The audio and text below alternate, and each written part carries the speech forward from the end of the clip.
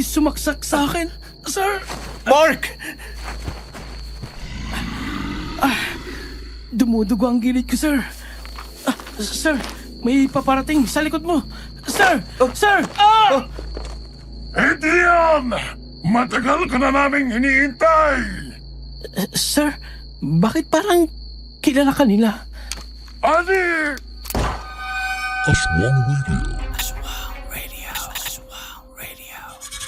May punto ba sa buhay nyo na ninais mong ipaglaban ang katarungan? Na kahit alam mong mapanganib ay hindi ka umatras?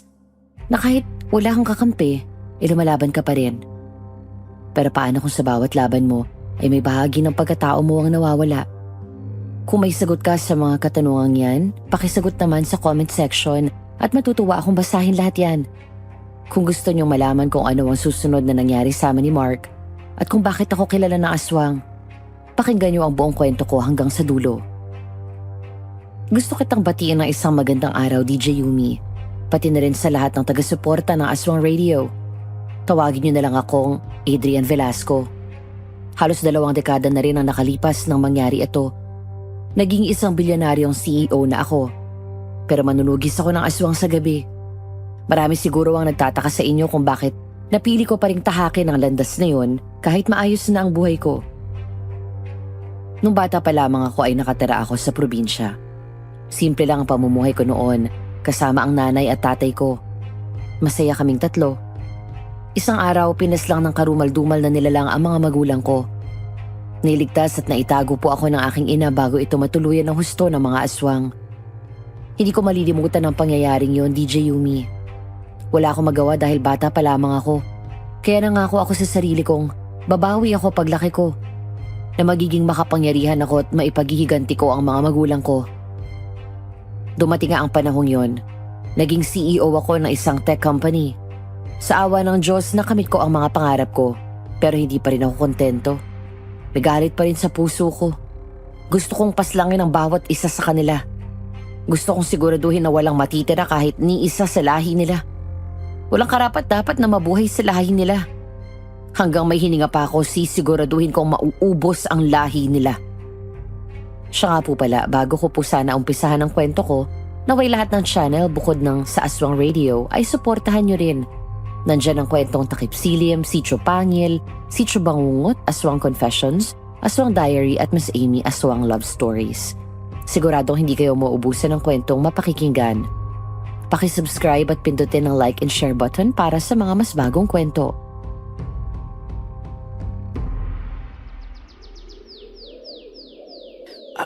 Sir Adrian, based sa initial survey, stable naman ang lupa. Pwede na agad simulan ang groundwork. Siguraduhin yung walang sabit. Ayaw kong may aberya sa timeline. Yes, sir. Oo nga pala. Nakausap ko na ba ang mga residente rito na ma-relocate? Anong balita? Ay, tungkol dyan, sir? Bakit? May problema ba? Hindi po nila tinanggap ang ayuda mo, sir. Lahat po sila tumanggi. Ano? Bakit naman? Baka isipin ng media, pinabayaan ko lang sila. Sinubukan kong magpaliwanag sa kanila, sir, pero ayaw talaga nila. Tinanong ko pa sila kung anong gusto nila. Baka kasi may gusto silang ibang kasunduan pero wala talaga, sir. Hindi normal yan. Walang komunidad ang sabay-sabay tatanggi. Imposibleng lahat sila ay ayaw sa pera. Nagtaka nga rin ako sa kanila, sir. Pero wala rin po akong magawa. Mga tao nangangailangan sila.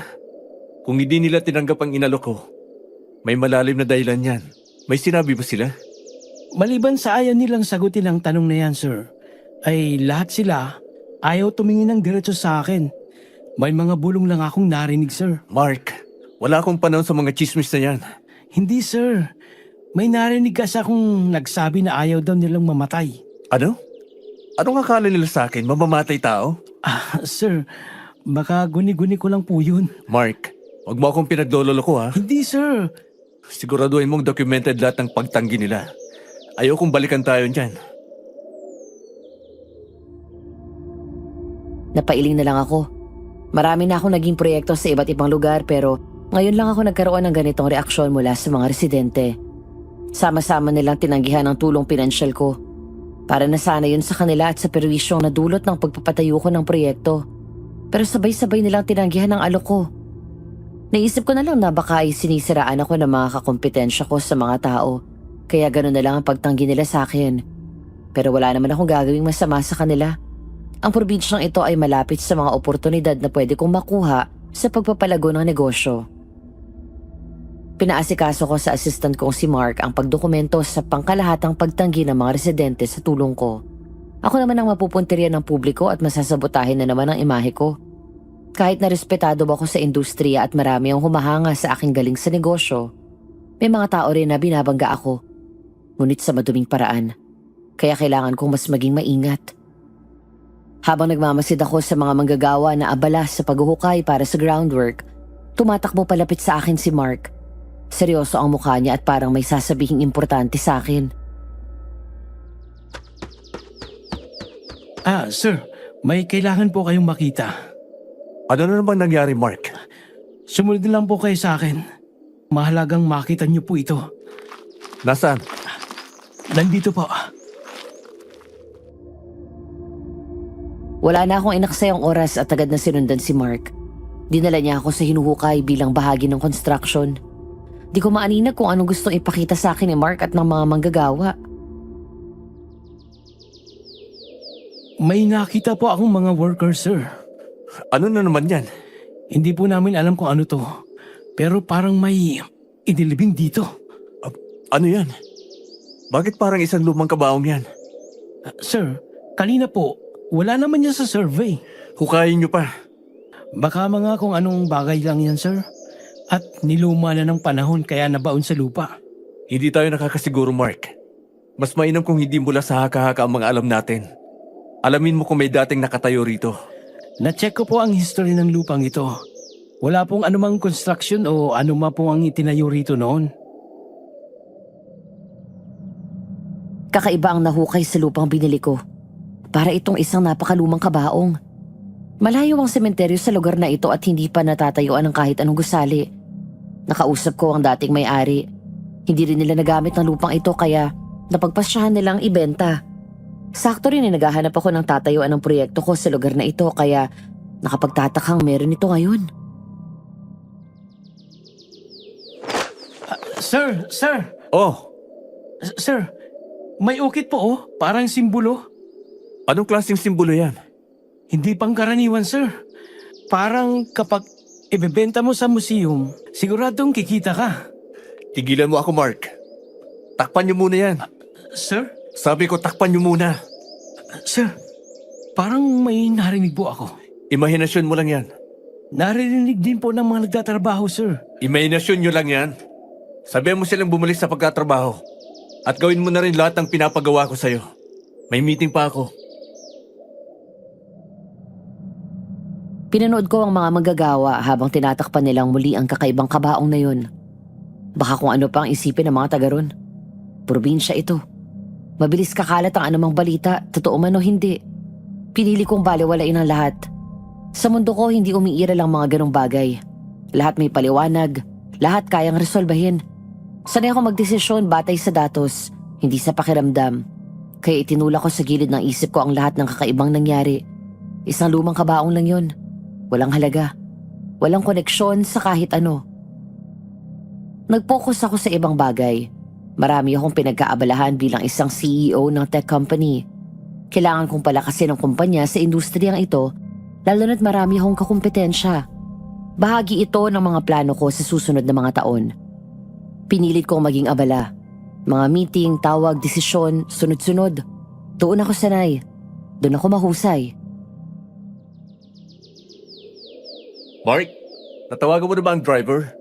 Babalik tayo sa headquarters. Oo, sir.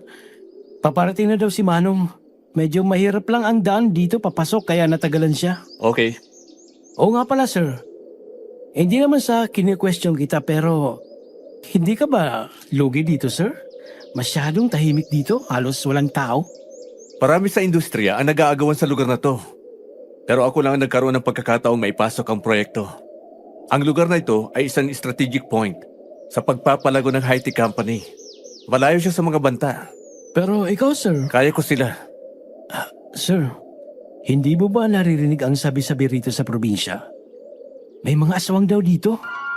Maraming mga insidenteng nangyayari dito sa probinsya na walang makapagpaliwanag.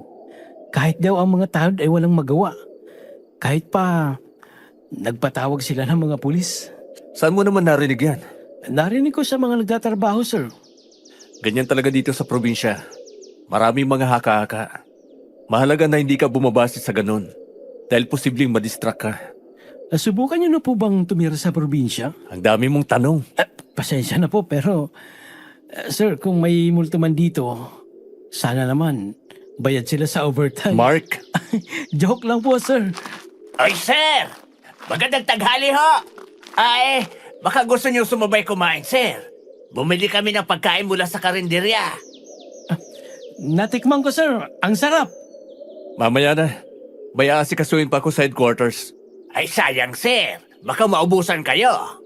Sabi nila rito, mabilis daw maubos ang mga luto sa karinderya. May pagkakaabalan pa tayo, Mark. Ay, gusto mo, sir. Bilhan ka namin. Salamat na lang. Pero wala na kaming oras para kumain pa. Sige, sir. Magandang tanghali ulit. Oo nga pala. Saan mo nakalap ang mga usap-usapan tungkol sa mga aswang? Interesado ka pa pala sa ganyan, sir? Uy. Mark, nagtatanong ako. Yan yung mga kumakalat dito na balita, sir. Narinig ko pa lang po sa mga manggagawa na sinabi sa kanila ng mga kapitbahay nila. Huwag mong hayaan na maapektuhan ka ng mga ganyang kwento. Kung pakikinggan mo lahat ng tungkol dyan, ay posibleng wala kang matatapos. Opo. Sir, ayun po oh. Dumating na si Manong driver. Mabuti naman. Kailangan na nating umalis. Kahit ilang taon na ang nakalipas, ganun pa rin ang sabi-sabi dito sa probinsya. Lahat tungkol pa rin sa aswang. May bahagi sa akin na naniniwala kay Mark, lalo na dahil sa direktang karanasan ko sa kanila. Ito ang lugar na kung saan nawala ang mga magulang ko. Ang karanasang nagpabago sa buong buhay ko. Ngunit hindi ko hahayaan na pangunahan ng takot ang kumpanya ko. Wala namang kaugnayan itong proyekto ko sa kanila. Tuluyan kaming umalis at bumalik sa syudad. Iniwan ko ang lugar na yon na parang wala lang. Isang ordinaryong araw. Isang ordinaryong inspeksyon. Ganun ko piniling isipin yon. Sa likod ng isip ko, pilit kong kinukumbinsi ang sarili ko na tama ang lahat ng desisyon ko, na walang kakaiba, walang dapat ikabahala. Matapos ang ilang oras na biyahe ay nakarating na kami sa syudad.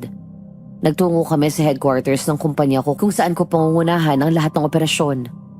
Sa loob ng gusaling ito, kontrolado ko ang lahat. Bawat galaw, bawat desisyon may paliwanag. Ayoko ng pagkakamali. Ayoko ng mga duwag na takot sumubok. Agresibong negosyante ako dahil gusto ko ang mas napapalakas ang negosyo at impluwensya ko. Ginagawa ko naman ito sa legal na paraan kahit na marami akong kalaban. Agad akong nagtungo sa opisina ko. Si Mark naman ay nagpunta sa HR para asikasuhin ang mga pinagawa ko sa kanya. Naiwan ako mag-isa sa opisina habang umiinom ng kape na otomatikong nilalagay ng empleyado kapag paparating na ako. Habang humiigop ako ng kape ay hindi maalis sa isip ko ang nahukay sa probinsya. Wala naman akong alam kung ano yun. Hindi ako eksperto sa mga antigo. Manunugis lang ako ng aswang. Ngunit nagtataka ako kung ano ba talaga ang bagay na yun. May mga simbolong hindi ko maintindihan. Naputo lang malalim kong iniisip nang biglang may kumatok sa pintuan. Narinig ko ang boses ni Mark at agad ko naman itong pinapasok. Sir! Bukas yan. Sir, nakausap ko po ang HR. May kumakalat po na issue tungkol sa project site. Anong ibig mong sabihin? May mga residente daw po na ayaw ma-relocate. Gusto talaga nilang manatili doon. Akala ko ba payag sila?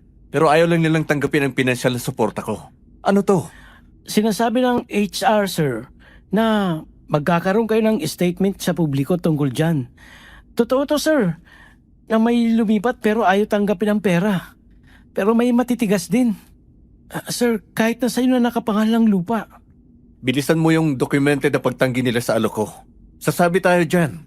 Ako na ang bahala sa ibang nagmamatigas. May problema pa po, sir. Sabihin mo. May mga nawawala pong mga manggagawa na nagtatrabaho sa site. Iniisip po ng publiko na may kinalaman ka doon. Bakit wala akong natanggap na incident report? Ni isa sa inyo walang nagsabi. Na-report na po ang mga insidenteng ito sa mga pulis. Pero wala pa po silang lead. Mga? Opo, sir. Sunod-sunod po. Ilang beses na pala itong nangyari at wala man lang akong report? Pinaglalaroan niyo ba ako? Sir, huwag niyo pong itatapon ang tasa ng kape. Wala kang pakialam. Sir, pasensya na po pero ngayon lang nagbigay ng report ang HR. Hindi ko binabayaran ang mga yan para hindi nila magawa ng tama ang mga trabaho nila. Dali mo sa akin lahat ng incident reports at ibigay mo sa akin ang CCTV footage. Opo, sir. Dali! Ganun na lang ang galit ko dahil sa pagkaantala. Ayoko ng delay sa trabaho. Gusto ko pinapaalam sa akin ang lahat kasi dapat alam ko naman talaga lahat. Sa isang iglap nagbago ang lahat. Mula sa isang simpleng inspeksyon naging problema na. Hindi ko kayang ipagsawalang bahala. Mga nawawalang manggagawa, walang malino na paliwanag, at higit sa lahat walang kontrol. Hindi ito ang unang beses na sinubukan akong pabagsakin ng mga kakumpetensya ko.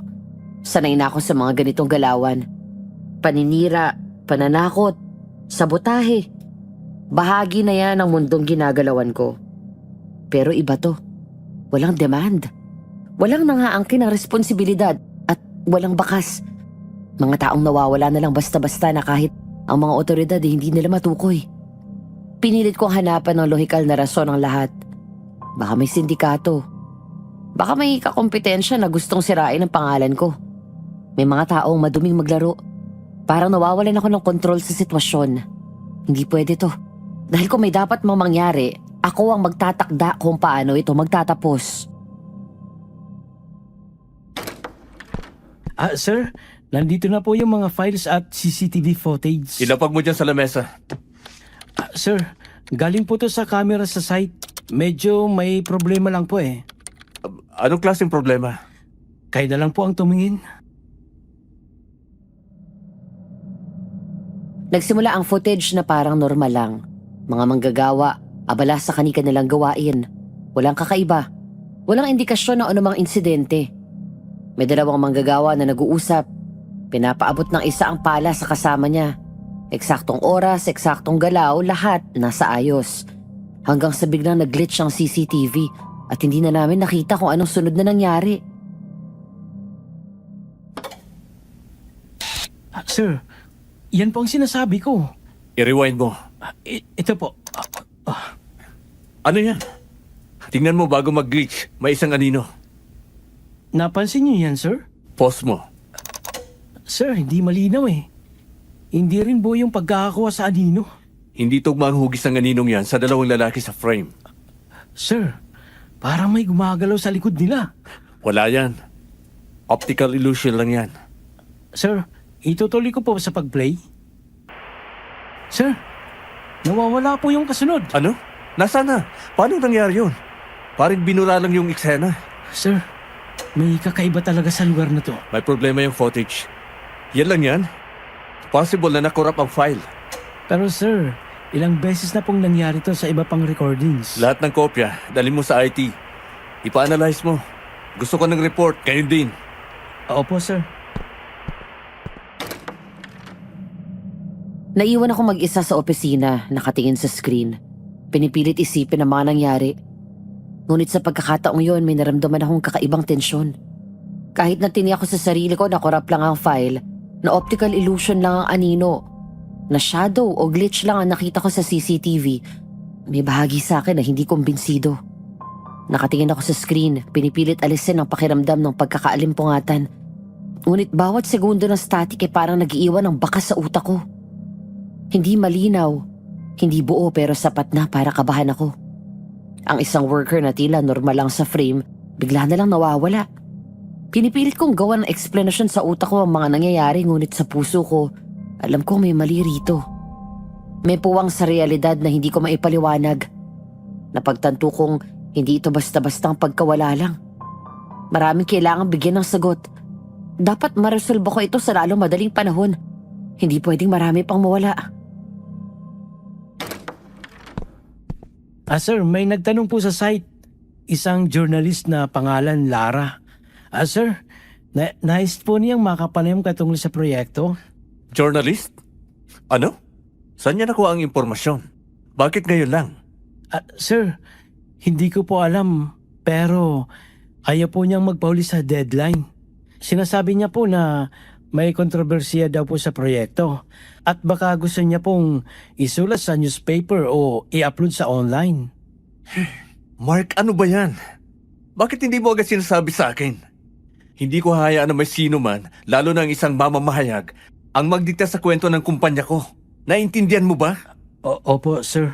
Pasensya na po. Akala ko po, baka masyado po kayo Walang excuse. Ang trabaho mo ay ipaalam sa akin agad ang lahat ng posibleng panganib, lalo na kung may media na nakatingin.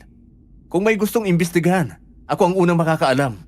Unang-una, hindi pwedeng may makalabas na balita nang wala man lang akong kaalaman. Naintindihan mo? Opo, sir. Agad po namin ayusin. At Mark, huwag mong hayaang ma-intimidate ka ng sino mang journalist.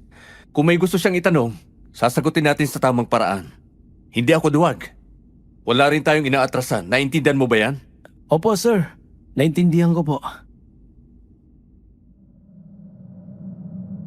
Sa kabila ng galit ko kay Mark, alam ko na kailangan kong makipag-ugnayan sa kanya. Isa itong bahagi ng negosyo, ngunit may parte sa akin na hindi makalimot sa probinsya, sa kabaong, sa simpolo. Kaya alam kong hindi ito magiging ordinaryong panayam. Bumalik ako sa pag-iimbestiga sa mga nawawalang manggagawa. Habang pinagmamasdan ko ang mga CCTV footage, may kumatok sa pintuan ng opisina ko. Hindi karaniwang pagbisita ang uri ng katok na may kasamang determinasyon. Sir Adrian Velasco, ako po si Lares Santos. Journalist po ako mula sa The Metro Chronicle. Journalist? Bakit kanila pinapasok dito? Nag-request po ako ng interview sa inyo. Ikaw ang sinasabi nilang pupunta rito? Opo, sir. Para saan naman ang pagpunta mo rito? Kayo mga taga-media talaga. Ilang beses na akong nadawi sa mga kwento nyo. Pasensya na po, sir. Kailangan ko lang po sana ng ilang minuto ng oras ninyo para sa isang panayam tungkol sa proyekto sa probinsya. Maraming kontrobersiyang kumakalat sa publiko. At gusto ko pong makuha ang inyong panig. Kontrobersiya? Sa proyekto ko? Opo, sir. May mga tanong tungkol sa relocation ng mga residente. At ayon sa ulat, may ilang manggagawa rin na nawala sa site. Naiintindihan ko pong abala kayo. Pero mahalaga pong masagot ang mga ito para sa publiko. Sige, pumasok ka. Maraming salamat po, sir. 5 minuto lang ang ibibigay ko sa'yo. Makakatulong po ang magiging mga sagot niyo. Magsimula ka na. Kakaiba ang pakiramdam ko sa kanya. Hindi lamang siya mamamahayag na naghahanap ng eksklusibong balita. May kutob ako na parang alam niya ang hindi ko pa ibinubunyag. Ang uri ng interes na kumikilos sa pagitan ng katotohanan at lihim. Huminga ako ng malalim at pinapasok ang journalist. Habang umuupo siya sa harap ko, hawak ang notebook at recorder. Ramdam ko ang tensyon sa pagitan ng propesyon niya at ng mundo ko. Ako ang CEO. Kontrolado ko ang lahat. Ngunit may mga bagay sa probinsya, sa proyekto na hindi ko pa ganap na naiintindihan. Habang siya sa isang simpleng pagtatanong, nagdala ng liwanag sa mga patong-patong na misteryo. Sir Adrian, salamat po sa 5 minutong ito. Gusto ko lang pong itanong, may mga ulat po kasi tungkol sa mga nawawalang manggagawa sa inyong project site sa probinsya. Nawawala? Anong ibig mong sabihin? Sunod-sunod pong pagkawala ng ilang empleyado. At kahit sinuri ang CCTV footage, sabi ng HR, nagiglitch ito. Walang malinaw na paliwanag. Naintindihan ko ang trabaho mo, Miss Santos. Pero ang site na yun ay malayo, isolated. Maraming factor ang pwedeng magdulot ng delays o pagkaalis ng magagawa. Hindi nangangahulugan na may kinalaman ako sa kanilang pagkawala. Opo, naiintindihan ko po, sir. Pero may isa pang bagay po na napag-uusapan sa probinsya. Ano yun? Ang mga insidente at mga sabi-sabi tungkol sa mga aswang. Tahimik akong huminga.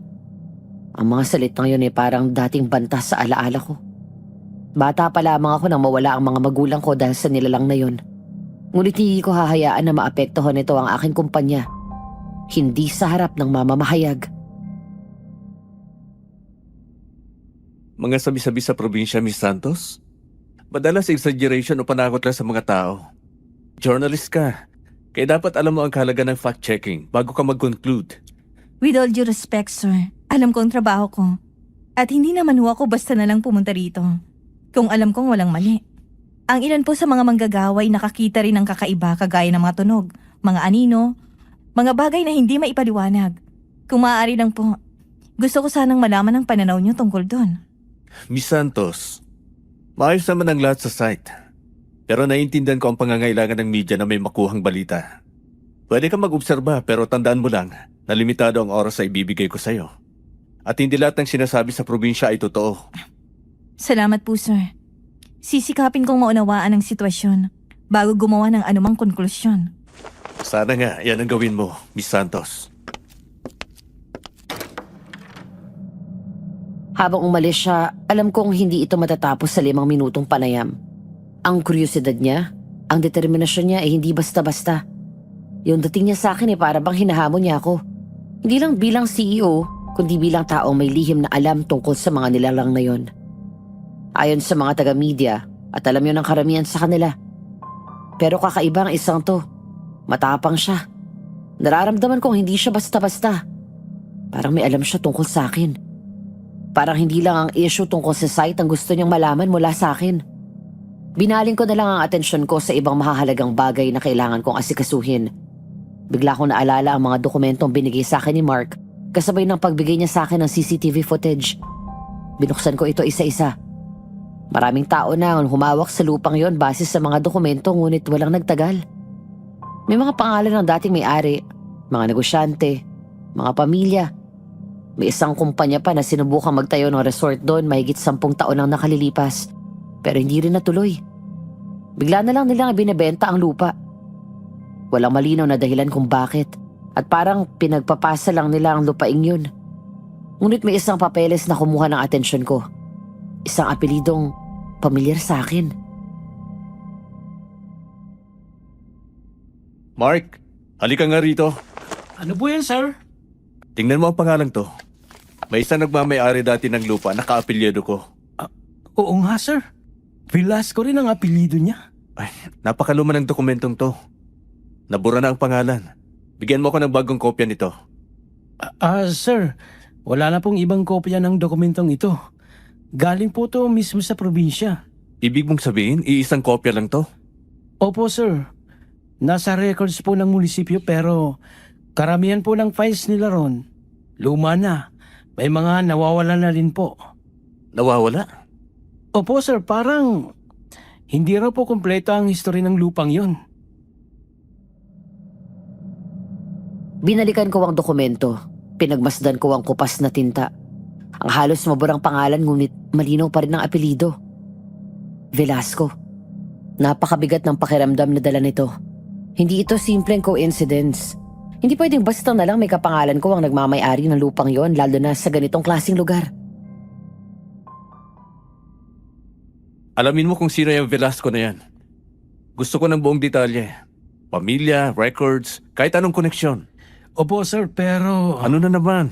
Sir, kung luma na po yung record na yan, baka wala na rin pong buhay na pwedeng tanungin. Kung walang buhay, hanapin mo kung saan sila inilibing. Sir. Gawin mo na lang ang trabaho mo, Mark. Opo, sir. Hindi ko na binaliwala ang nararamdaman ko. Sanay ako sa dilim. Sanay ako sa presensya ng mga nilalang na hindi nakikita ng karamihan. May koneksyon ng lupang yun sa akin. At kung may isang taong pwedeng makasagot sa mga tanong ko, isa lang ang pumapasok sa isip ko. Isang pangalan na matagal ko nang iniiwasan. Magdalena, Ang tagal mong hindi nagparamdam, Adrian. kailangan ko ng sagot. Base sa toon ng boses mo, mukhang mabigat yan. Ano bang tanong mo? May lupa akong binili sa probinsya. May nahukay ang mga trabador ko doon. Isang kabaong na may simbolo. Ikaw pala ang bumili ng lupang yon. Kalat na kalat dito na may negosyanteng bumili ng lupang dapat hinayaan na lang. May nakita akong pangalan sa isang dokumento na konektado sa lupang yon. Anong pangalan? Velasco. Hindi mo dapat hinanap yan. I need answers. Ngayon. Hindi lahat ng sagot ay dapat malaman, Adrian. Kaya kung ako sa'yo, Huwag mo akong paikutin. Ano ang koneksyon ko sa lupang yon?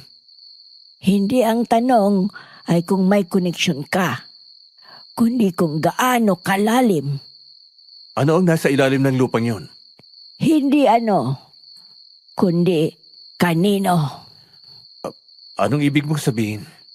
Dumito ka, Adrian, kung gusto mong malaman ang katotohanan. Hindi sapat ang pagtatanong lang. Magdalena, huwag mong inaaksaya ang oras ko. Pumunta ka dito sa akin para malaman ang katotohanan, hindi ba? Wala akong panahon sa kung anumang pag-aantala ang gusto mo. Gusto ko ng kasagutan, Magdalena. Hindi lahat ng sagot makukuha mo agad. Pero kaya nga ako pumunta dito eh. Dahil alam ko may nalalaman ka.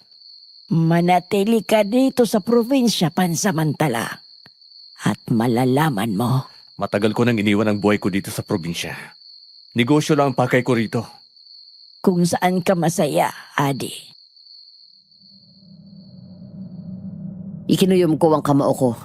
Yun ang palayaw ng matagal ko nang inilibing. Ang palayaw ng batang hindi na dapat inuungkat pa. Si Magdalena lang at ang namayapa kong mga magulang ang nakakaalam ng palayaw na yan. Na kahit ako hindi ko na ginagamit o pinakilala sa iba. Isang palayaw na hanggang ngayon ay nagdudulot ng kirot sa puso ng batang matagal ng patay. Hindi ko na malahin na napahigpit ang hawak ko sa doorknob. Para bang sa isang iglap bumigat ang paligid. Ang hangin na kanina ay malamig lang, ngayon tila nanunuot na sa buto. Huwag mo akong tawagin sa pangalan yan. Bakit? Dahil ba iyon ang huling pangalan na narinig mo bago sila nawala? Magdalena. O sige, para magkaroon ka ng konting idea. Hindi lupa ang nabili mo, kundi pugad. Anong pinagsasasabi mo? Hindi ka pa rin nakakaalala. Wala akong dapat maalala. Sigurado ka? Ano ba ang dapat kong maalala kung tungkol sa lupa ang gusto kong malaman? Hindi lang kabaong ang nahukay mo, Adi. Oh. May ginising ka. Sa mga sandaling yon, kakaiba ang naramdaman ko. Umalingaw-ngaw ang mga salitang yon sa isip ko. Parang paulit-ulit na katok na ayaw tumigil. Sa unang pagkakataon, hindi ko agad nagawang kontrahin ang sinabi niya. Hindi dahil naniniwala ako, kundi dahil may bahagi sa akin na tila nakakakilala sa takot na yon. Sir, pasensya na po talaga. Bakit? Ano ba nangyari? Sinubukan ko pong pigilan yung journalist. Anong pinagsasabi mo? Magandang umaga, Mr. Velasco. Ito sir, sorry po pero sinabihan ko po siya na hindi kayo pwedeng makita kapag walang appointment. Nandito na ako, hindi na kailangan ng appointment. Miss, may proseso tayo. Hayaan mo na, Mark.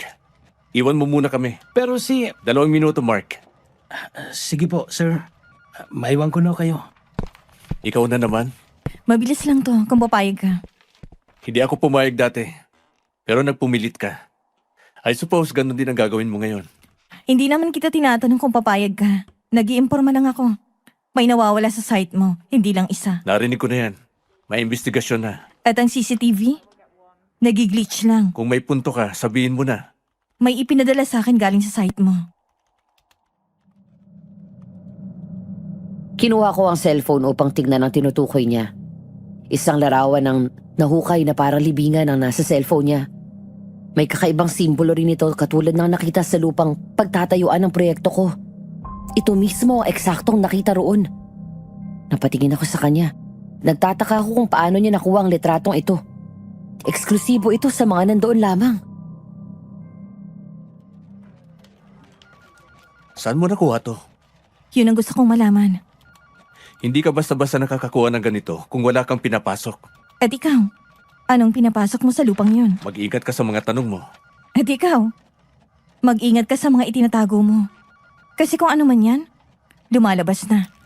Hindi lang tutungkol sa negosyo mo, Adrian. May mas malalim pa rito. At alam kong nararamdaman mo rin. Tapos na ang 2 minuto mo. Hindi pa tayo tapos. Tapos na para sa akin. Kaya maaari ka nang umalis. Naiinis ako sa pangihimasok niya. Wala pa rin akong ideya kung saan niya nakuha ang litratong yun. Wala na siya nagawa dahil hindi rin ako nagpatinag. Binawi niya ang cellphone sa akin at tumalikod. Lumabas na siya sa pintuan at nagpatuloy sa pag-alis. Kung matigas siya, mas magmamatigas ako. Hindi ako papayag na makokontrol ako ng sino man. Alam kong para sa kanya at ng publiko, masama akong tao. Pero alam ko naman na wala akong ginawa. Ako ang pinupunterya ng mga maling akusasyon na yan. Sir, may problema po tayo. Maraming empleyado ang nag-resign sa site. Sabi nila, hindi na nila kaya. Gumawa ka ng listahan. Ilan na ang umalis? 15 tao, sir. Sa loob lang ng isang araw lang. Anong sinasabi nila? Hindi nila maipaliwanag, sir. Pero sabi nila, parang may nagbabantay sa lupang yon. Bakit napakalaking issue sa kanila ang lupang yan? Di ba sa inyo rin po? May dating nagmay-ari na kaapelyido nyo? Mag-ingat ka sa dila mo, Mark. Baka huling araw mo na rin sa trabaho mo. Ah, sir naman. Ongoing pa rin po ang pag-iimbestiga ko dyan. Mabuti naman. Para hindi lang haka-haka ang nakukuha mo sa tabi-tabi. May nakita ako. Lara? Sa gabi? Ano na naman to? Sinong nagsabong pwede kang pumasok dito? Ang CCTV. Yung footage may pattern. Saan ka nakakuha ng kopya ng CCTV? Kanino ka ba kumukuha niyan? Imposible. Sa security office lang nagmumula ang CCTV footage. Kahit ako nga lang may controlled access. Parang may ritual na nangyayari sa lupa. Ritual? Anong ibig mong sabihin? Hindi basta-basta. Hindi lang isang anino. Parang may gumagalaw na hindi makitang tao. At may parang mga marka sa lupa. Isang simbolo na parang Filipino folk symbols. Sir, sigurado po ba kayo na papayagan natin siyang pumunta sa site? Wala siyang idea. At hindi lang yon.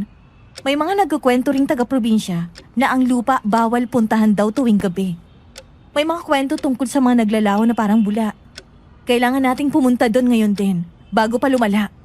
Kung totoo yung mga nakikita ko sa CCTV at narinig sa mga taga-probinsya, baka may makuha tayong sagot bago pa tuluyang mawala. Hindi. Hindi pa. Sir, pero kung lalala na po, Hindi. Hindi ito ang tamang panahon para dyan. Lara, umuwi ka na lang. Hindi kita papayagang pumunta sa site. Sir, hindi mo naiintindihan. Kailangan nating makita kung ano nangyayari. Hindi. Wala kang alam sa mga bagay na hinahawakan namin. Basta sundin mo na lang ang sinabi ko. Umalis ka na. Pero wag kang magtataka kung may mangyari sa inyo doon. Matigas ang loob ko. Hindi ko siya hinayaang sumama. Hindi ko kayang ipahamak ang isa pang inosenteng tao sa dilim na ito. Pero sa gabi ring yun, pumunta ako sa site nang walang kasama. Di ko pinaalam kahit kanino pati sa mga gwardya. Ang paligid ay tahimik. Maliban sa malamig na hangin na humahaplos sa balat ko at mga anino ng punong kumakalabit sa buwan. Habang nililibot ko ang lupang yon, may narinig akong yapak sa likuran ko. Tahimik. Sunod-sunod. Na para bang sinusukat ang bawat hakbang ko. Hinawakan ko ang kutsilyo at kinasa ang baril na bitbit ko. Ang tunog ay nagbago. Hindi pang karaniwan. Isang tinig. Mababa. Parang nagmumula sa ilalim ng lupa. Isang demonyo. At doon ko nalaman kung sino ang sumusunod sa akin. Ang matagal ko nang tinutugis. Ang dahilan ng pagkawala ng pamilya ko. Ang kadiliman na nagtataboy sa mga manggagawa. Nananakot at nag-aalis ng sino mang makakakita sa site. Ito'y hindi tao. Isa itong kampo ng kadiliman. Matagal ng lihim sa mata ng lahat. Magpakita ka! Hindi ako takot sa mga tulad nyo. Matagal ko nang pinapaslang ang hayop na lahi nyo. Totoo nga. Lumabas kayo. Labanan nyo ako. Hindi yung nagtatago kayo dyan. Kung inaakala nyo aatrasan ko kayo, nagkakamali kayo. Mali kayo ng binangga. Sa isang iglap na paslang ko ito. Hindi ko inaasahan pero sa pagkatalo nito, naunawaan ko ang lahat. Ang misteryosong pagkawala ng manggagawa ay hindi sino man ang pumapaslang o nagtataboy sa kanila. Ang kampo ng kadiliman ang gumagawa nito sa pamamagitan ng takot at anino. Akala ko doon na nagtatapos ang lahat. Magpapatuloy sana ako sa paglalakad sa paligid nang may narinig na naman ako. Agad kong kinasa ang baril ko bilang paghahanda at mas sinawakan ko ng mahigpit ang kutsilyong dala ko. May narinig akong yabag muli. Ito'y malapit, mabilis, parang sumusunod sa bawat hakbang ko. Ang hangin malamig na tila may buhay. Tila may mga matang nakatingin sa akin mula sa dilim. Lumabas ka! Alam kong nariyan ka. Labanan mo ako! Napakarami niyong pinatay. Sinisira niyo ang mga buhay ng mga tao. Bakit hindi niyo ako kayang harapin ngayon na magkaalaman na? Lumabas ka na dyan! Hinawakan ko ng mahigpit ang kutsilyo at kinasa ang baril, pero ang hangin parang nagbago. Ang anino ay mabilis na dumapo sa akin. Matagal ko nang hinahabol ang kadiliman na to. Para sa pamilya ko at para sa lahat ng nawawala. Hindi kita hayaang makapanira pa ng iba! Tanggapin mo ang galit ko! Uubusin ko kayo! Kahit yun na ang huling gagawin ko sa mundong to! Yan nga! Harapin mo ako! Huling sandali mo na to! Tumalo ng nilalang sa akin. Kinapa ko, tinulak ko gamit ang kutsilyo. Ramdam ko ang balat nitong malamig. Bawat galaw ko, bawat tira. May tunog ng halakhak akong naririnig. Hindi ako natatakot sa'yo! Tatapusin na kita! Mas mabuting wala na akong oras sa aksayin pa! Pagbabayaran mo na ang lahat ng kasamaan mo! Walang pipigil sa mga plano ko! Kahit na ang mga halimaw na tulad nyo! Pumutok ang baril ko. Natumba siya pero hindi natapos. Ang halimaw ay muling bumangon. Tumalon ako at sinugod siya. Matagal ko nang nilalabanan ng dilim. At hindi ako titigil hanggang sa wala ka nang magawa. Hindi mo ako kaya! Napaslang din kita. Mga hayop kayo. Pinapatay at tinatabo nyo ang mga tao rito. Tahimik ng paligid. Wala na sigurong kasama ang hayop na to. Ito siguro ang tinutukoy ni Magdalena na pugad. Hindi lang to basta lupa. Pugad ka ng mga demonyo. Bakit sa lahat ng lupa sa mundong to, ito pa talaga? Sa gabing yun, naglakad ako sa dilim. Nag-iisa. Ngunit mas malinaw na ang direksyon. Ang lupang ito, ang pugad ng kadiliman ay nandito na sa aking kamay. Pero alam ko sa puso ko, ang laban sa kadiliman ay hindi nagtatapos sa isang gabi lamang. Adi! Sinong nandyan? Adi, sa wakas! Magpakita ka! Huwag kang duwag! Adi, ikaw nga! Paano mo nalaman ang pangalang yan? Sinubaybayan kitang lumaki.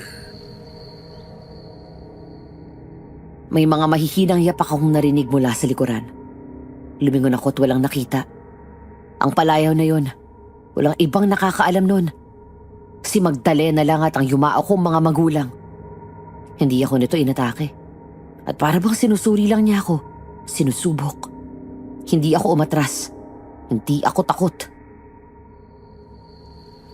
Magpakita ka! Bumalik ka na! Sa wakas! Kung sino ka man, magpakita ka! Adi, hindi mo pa alam. Kung gusto mo ng laban, makukuha mo ngayon din! Adi, matagal na kitang hinahanap. Dito ka matatapos! Hindi tayo magkalaban. Wala akong kakamping halimaw! Hindi dapat kami ang kinakalaban mo. Kayo lang naman ang halimaw dito!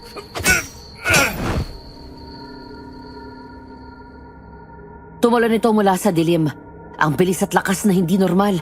Para bang ang gabi ang nagpapalakas sa kanya. Ipinagtanggol ko ang sarili ko. Bawat suntok, sipa, bawat putok ng baril ay may kasamang galit na matagal ko ay tinatago. Ang bawat galaw ko ay memorya ng pagkawala ng pamilya ko. Ng bawat manggagawang natakot at nawala sa sight. Sa isang iglap, nang bumigay ang nilalang sa harap ko, ramdam ko ang katahimikan na parang hininga ng lupa. Ang kampon ng kadiliman ay napaslang ko na. Pagkatapos ng laban, nilakad ko ang paligid. Paawis at dugo sa kamay. At ramdam ko pa rin ang malamig na hangin sa balat ko. Sa pag-ikot ko sa dulo ng site, may nakita akong anino sa gilid. Maliit at nagmamadali. Ano ba, bata? Lumayo ka! Adrian, Lara? Ikaw pala yan. Anong nangyari sa'yo? Wala. Naglalakad lang. Bakit bugto yung mata mo at umiiyak? Teka, ba't may bitbit kang mga bagay? Hindi ko na kaya. Pagod na ako. Saan ka pupunta? Anong nangyari sa'yo? Naglayas ako. Hindi ko na matiis. Wala nang sumusuporta sa akin. Lahat sa akin na lang iniaasa. Nabuntis ang isa sa 2 pinapaaral kong kapatid. Pinapaaral ko siya, sir. Halos ako na lang ang gumagawa para sa pamilya ko. Mas pinili ng nanay ko na pumanig sa kanya. Parang lahat ng responsibilidad, lahat ng pagkukulang nakasalalay sa akin. Akong tumayong padre di pamilya nang sumama yung tatay ko sa kabit niya. Ako nagpapa-hospital sa nanay kong may sakit. Nagpapaaral din ako sa mga kapatid ko. Wala na akong oras at panahon para sa sarili. Parang humihinga na lang ako para buhayin ng iba. Tapos ito lang ang matatanggap ko. Pagod na ako. Lara, hindi mo to kailangang haraping mag-isa. Wala na akong masasandalan dati pa. Mag-isa talaga ako. Halika, umalis na tayo rito. Saan mo ako dadalhin? Mas maganda kung manatili ka sa bahay ko. May mainit na pagkain at makakapagpahinga ka ng maayos. Alam mo naman siguro ikaw ang pinupuntiri ako. Oo, nainis ako sa inyong taga-media. Pero naintindihan kita bilang tao, kahit ayoko sa trabaho mo. Halika na. Magiging maayos ka doon. Pwede ka naman doon pansamantala. Hanggang sa maging maayos ka na. Salamat. Pero gagawin ko pa rin ang trabaho ko. Gawin mo lang. Haharapin ko yan lahat. Halika na. Hindi ko na kaya. Humawak ka sa akin. Huwag kang titingin sa paligid. Lalakad tayong diretso sa kotse. Dinala ko siya sa kotse ko. Tahimik at kitang-kita ko ang pagod at takot sa mga mata niya. Kinuha ko ang gamit niya at nilagay yon sa likod ng kotse para mas komportable siya. Hindi niya sinabi ang lahat, pero sapat na ang mga luha at malalim na hininga niya para maunawaan ko ang bigat ng dalang pasanin niya. Habang nagmamaneho, pansin ko ang mga mata niya na patuloy na umiiyak at ang katawan niya na tila halos mabiyak sa bigat ng lahat ng responsibilidad. Ngunit kahit ganon, may tapang sa kanya. Isang tapang na alam kong bihira sa mga nakatatanda. Dumating kami sa harap ng bahay ko. Inakay ko siya sa loob. Inilagay ang mga gamit niya sa isang sulok at tiniyak na may makakain siya. Pinanood ko siya habang humihinga ng mabagal, habang unti-unting nawawala ang puwersa ng luha sa kanyang mata. Ngunit sa isip ko, alam kong hindi pa tapos ang gabi. Sa site ng aking proyekto, may mga anino pa rin nagmamasid. At darating ang oras na kailangan kong bumalik, nag-iisa, upang harapin ang dilim na nananatiling nagbabantay. Kinabukasan, tahimik ang paligid. Nag-aayos ako ng ilang dokumento nang marinig ko ang ilang malakas na katok sa pinto. Aba, sino ba tong kumakatok sa ganitong oras? Sir, nandito po ako. Sir, bakit parang may tao dito? Oo Mark. Umupo ka muna. Ano to, sir? Sino siya? Hello. Oh, wait. Hindi. Hindi to pwede, sir. Bakit nasa bahay niyo ang journalist? Pansamantala lang siya dito. Mag-tsaka ka muna para masanay ka sa eksena.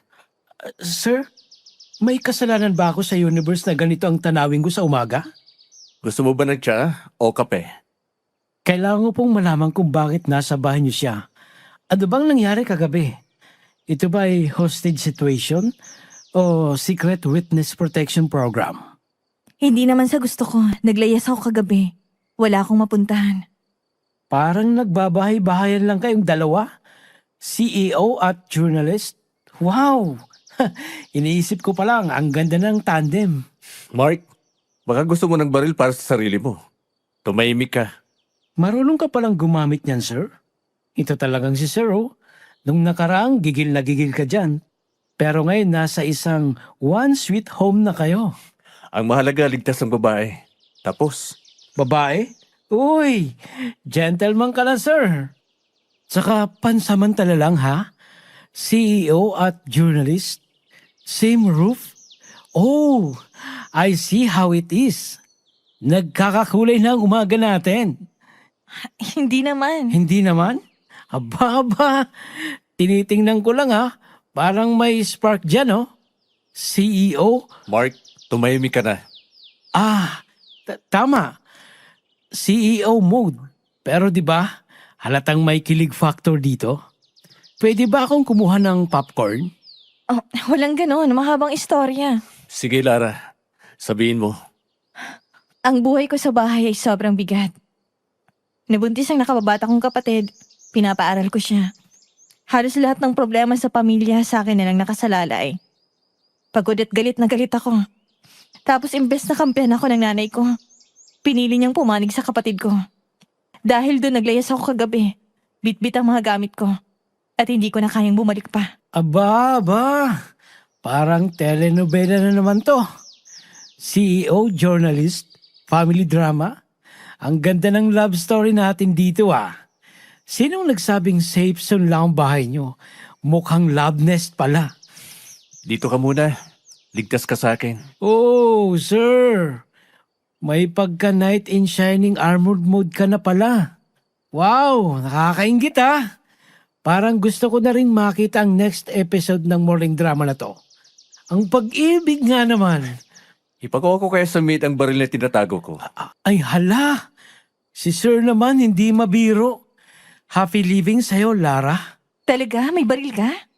Kailan ka pa natutong gumamit ng baril, sir?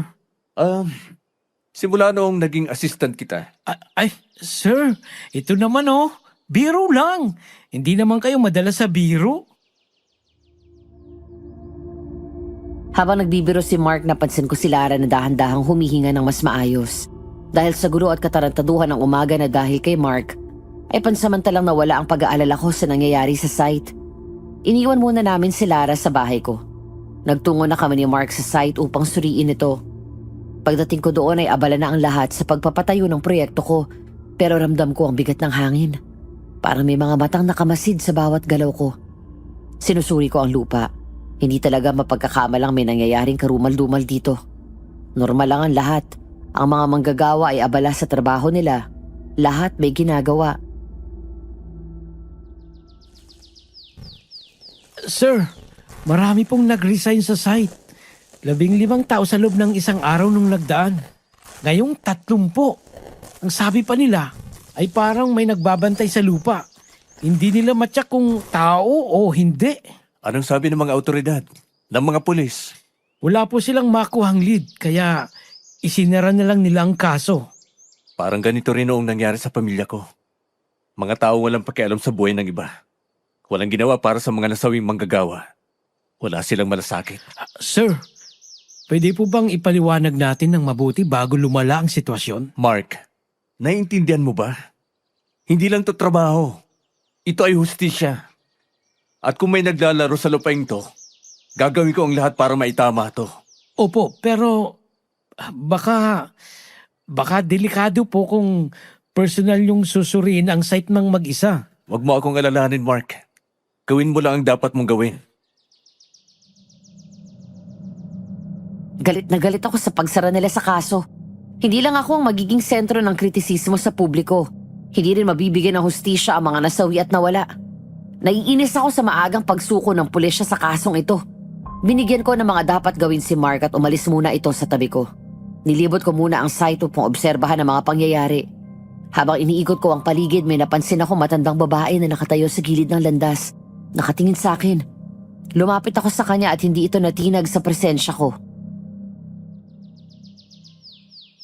Magdalena, anong ginagawa mo rito? Sinabihan na kita. Hindi ito lupa. Pugad ito. Iniistorbo mo ang mga nakatira rito. Alam ko na kung ano ang tinutukoy mo.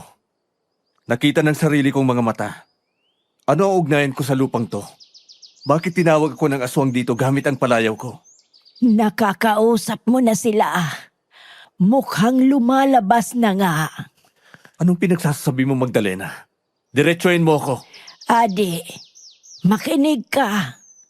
May mga nilalang, may anino, at may kasaysayan na matagal nang nakabaon dito. Ang pugad ay hindi basta pugad. Ang pugad ay nagbabantay. Nagbabantay? Sino? Ano ang gagawin ko? Wala akong masabi pa. Kailangan mong maranasan mismo at maramdaman. Ang pugad ay hindi matatawaran. Huwag kang matakot. Ngunit huwag mo ring maliitin ang dilim. Kung may bantay man dito, ipakita mo na ngayon. Ade, sinusubok ka nila. Ang palayaw mo ang nagbukas ng pinto sa kanila. Hindi ako natatakot. Kung kailangan nilang maranasan ang lakas ko, ipapakita ko.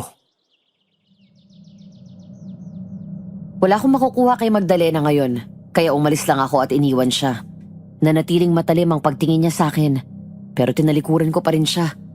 Malinaw naman na may alam siya, ngunit mas pinili niyang ilihim sa akin dahil gusto niyang ako mismo ang makaranas o makaalam. Nakita ko si Mark na papalapit sa akin. Kita sa kanyang mukha na nababalot ito ng pagtataka. Sir, sino yun? May kakilala ka rito? Wala. Matanda lang yon. Sir, may record na ako sa isa sa mga nagmamayari ng lupa to dati. Yung kaapelyedo nyo? Talaga? Sino? Ito, sir. Nandyan lahat ng records niya. Salamat, Mark. May sagot na rin tayo. Hindi ako sigurado kung kilala nyo pero Mariano Velasco ang pangalan. Nandyan sa ikalawang pahina, sir. Ano? Kinumpirma ko sa munisipyo. Bakit, sir? Kilala nyo po? Yan ang tatay kong yumao. Sir, wala po akong idea. Ang mahalaga ngayon, alam ko na ang koneksyon sa lupain ito. Ito ay personal masyado para maipaliwanag sa iba. Opo, sir, pero parang may kakaiba sa mga dokumento, sa records. May pangalan na nag-uugnay sa inyo. At may ibang misteryo tungkol sa lupang ito. Hindi po ba delikato? Delikado? Oo. Pero hindi ito trabaho para sa ordinaryong tao, Mark. Hindi lang ito usapin ng lupa o kontrata o negosyo. Ito ay usapin ng hustisya. At kung may nagtatangka na sirain ang lugar na to, kailangan kong malaman. Kailangan kong aksyonan bago pa masira ang buhay ng iba. Sir, naintindihan ko po.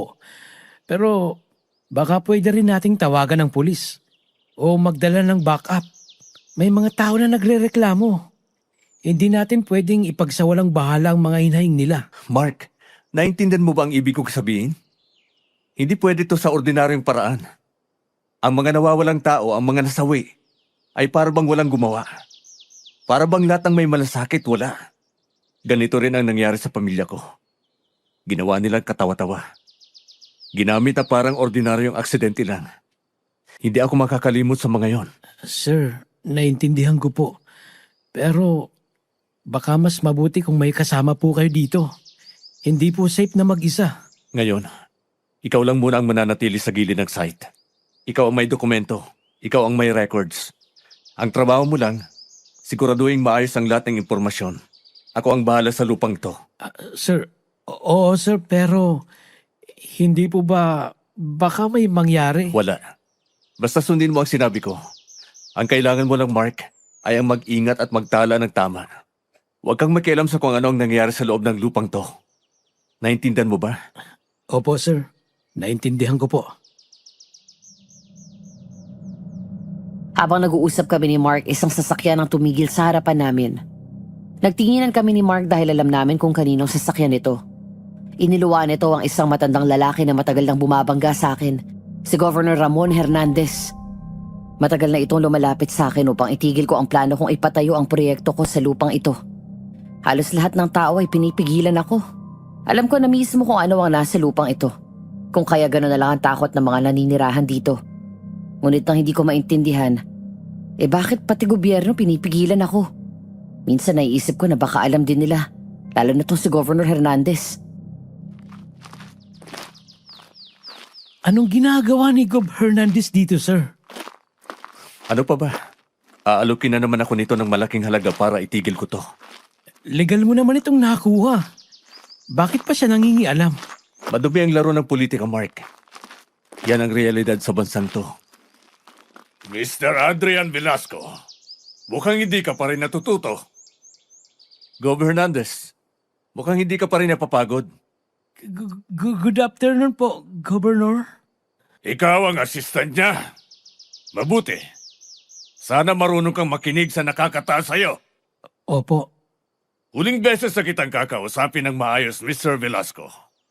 Itigil mo na ang proyekto mo. Hindi ka mananalo sa laban na to. Laban? Akala ko ba negosyo lang to, Governor? Hindi lahat ng lupa ay dapat galawin, Adrian. May mga bagay na mas mabuting manatiling nakabaon.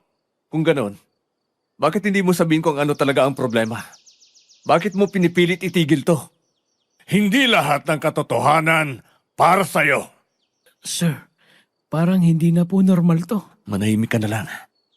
Nag-alok na ako sa'yo dati. Malaki. Mas malaki pa ang kaya kong ibigay ngayon. Lumayo ka lang sa lupang to. Hindi ako nabibili. Hindi kita binibili, Adrian. Binibigyan kita ng pagkakataong mabuhay ng matagal. Governor, lumaban ka ng malinis. Tsaka mas mayaman pa ako sa'yo, di ba? Huwag kang masyadong magyabang, Mr. Velasco. Hindi na dadala sa langit ang pera. Alam mo kung anong nasa ilalim ng lupang to, hindi ba? Mas alam ko kaysa sa iniisip mo. Sir, ano pong ibig sabihin niya?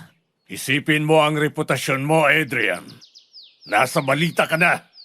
Sakim na negosyante, mamamatay tao, magnanakaw ng lupa. Ikaw ang may gawa nun. Patunay lang na mabilis kumilos ang gobyerno kapag kinakailangan. Kasama rin ba sa trabaho ng gobyerno ang makialam sa personal na negosyo ng iba? Huling babala na to, Adrian. Umalis ka habang kaya mo pa. Hindi para sa'yo to. Sir, ano po yun? Parang may iba siyang ibig sabihin. Tama ka, Mark. Hindi siya nagsasalita bilang politiko, kundi bilang isang taong may tinatago. Habang papalayo ang sasakyan, mas lalo akong nakaramdam na hindi lang ang mga aswang sa lupa ang kalaban ko, kundi pati ang mga nakaupo sa kapangyarihan. At sa laban na ito, wala akong ibang aasahan kundi ang sarili ko. Natapos ang araw ko na hindi lang pagod at mga problema, kundi pati na rin ang mga tao na humaharang sa mga plano. Ano man ang ipinta na larawan ng media sa akin, alam ko ang katotohanan. Hindi ako ang tunay na kalaban ng mga tao. Ang kalaban nila ay ang iniluklok nila sa pwesto. Umuwi ako sa bahay ko. Wala akong nadatnan na tao maliban na lang sa mga kasambahay. Wala rin si Lara. Di pa siguro siya nakakauwi galing sa trabaho niya. Kumalabang sikmura ko. Naalala kong hindi pala ako kumain buong araw kaya kumuha ko na makakain sa ref. Dahil sa gutom ko halos nakain ko lahat na tila kaya ng tiyan kong ipasok lahat ng nakikita kong pwedeng makain. Isang karne ang nasa ref. Luto siguro ito ng mga kasambahay ko dahil napakasarap.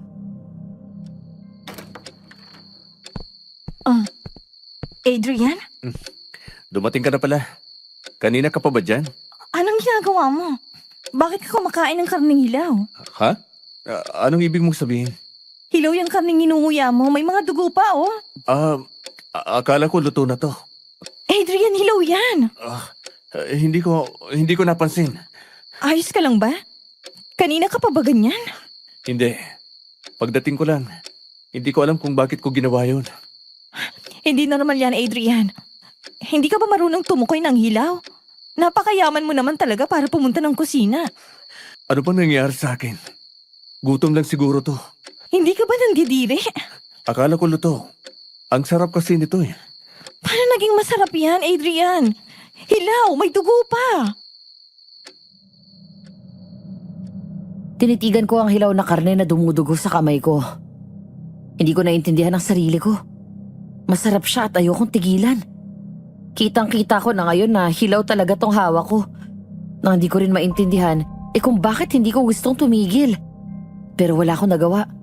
Binalik ko sa ref ang karneng kinain ko. Alam ko nagtataka si Lara sa nakita niya. Baka ito sa mukha niya at sa paraan ng pagkunot ng kanyang noo. Hayaan mo na. Hindi ako nag-aayos ng pagkain dito kaya di ako sigurado. Marunong ako magluto. Gusto mong ipagluto kita? Hindi ako gutom. Gutom na gutom ka nga pagdating ko rito. Busog na ako. Ang bilis mo namang mabusog. Sigurado ka bang ayos ka lang? Ilang beses ko bang sasabihin na ayos lang ako? Adrian, hindi normal yon. Kahit sinong tao malalasahan agad kung hilaw ang kinakain nila. At hindi nila magugustuhan. I mean, pagod lang ako. Marami lang iniisip. Oo, kita naman eh. Pero Adrian, mag-iingat ka. Sa ano? Hindi ko alam. Pero simula nang pumunta ka sa site, may nagbago sa'yo. Hindi ako sumagot dahil alam kong tama siya. At mas nakakatakot dahil alam kong hindi lang siyang nakakapansin. Hindi ako nakatulog nung gabi yun. Nakapikit ang mata ko pero gising ang diwa ko. Sir, bad news. Anong nangyari? Pumunta po ako ng munisipyo para i-request ang ibang dokumento na gusto niyong hingin. Pero ayaw i-release ng mga taga ron. Ano? Bakit daw? Bawal daw po eh. Legal ako may-ari ng lupa. May karapatan ako makita ang records. May utos na raw po mula sa taas. Kanino? Tinanong ko po pero hindi raw nila pwedeng sabihin. Ganun lang kabilis yun? Isang utos at mawawala na lahat ng katotohanan? May nakausap din ako, sir. Hindi siya pumayag na magpakilala pero Diretsuhin mo, Mark. may mga pamilya na raw na binayaran para manahimik. Yung iba tinakot. At yung iba, bigla na lang umalis ng bayan. O pinawala. At sir, may narinig pa ako. Ang sabi, konektado raw ang opisina ng gobernador sa pagkawala ng mga dokumento. Hindi na nakakagulat. Gabi na nang bumalik ako sa site. Hindi para mag-imbestiga kundi para humarap. Madumi kung maglaro ang mga nakaupo sa pwesto. Kaya kailangan ako mismo ang gumawa ng paraan upang harapin ang lahat ng ito. Lumabas kayo! Alam kong hindi lang politika ang kalaban ko. Adi, nagbalik ka. Matapang ka para sa isang tao. O baka hindi ka na tao. Alam ko na ang ginagawa nyo. Ginagamit nyo ang gobyerno para itago ang mga krimen nyo. Krimen. Tinatawag mo bang krimen ang pangangalaga sa pugad? Pangangalaga? Pinapatay nyo ang mga taong matinoon na nagtatrabaho rito. Sila ang lumapit. Sila ang nanggulo. Kung ganon, mali ang napili nyong kalaban.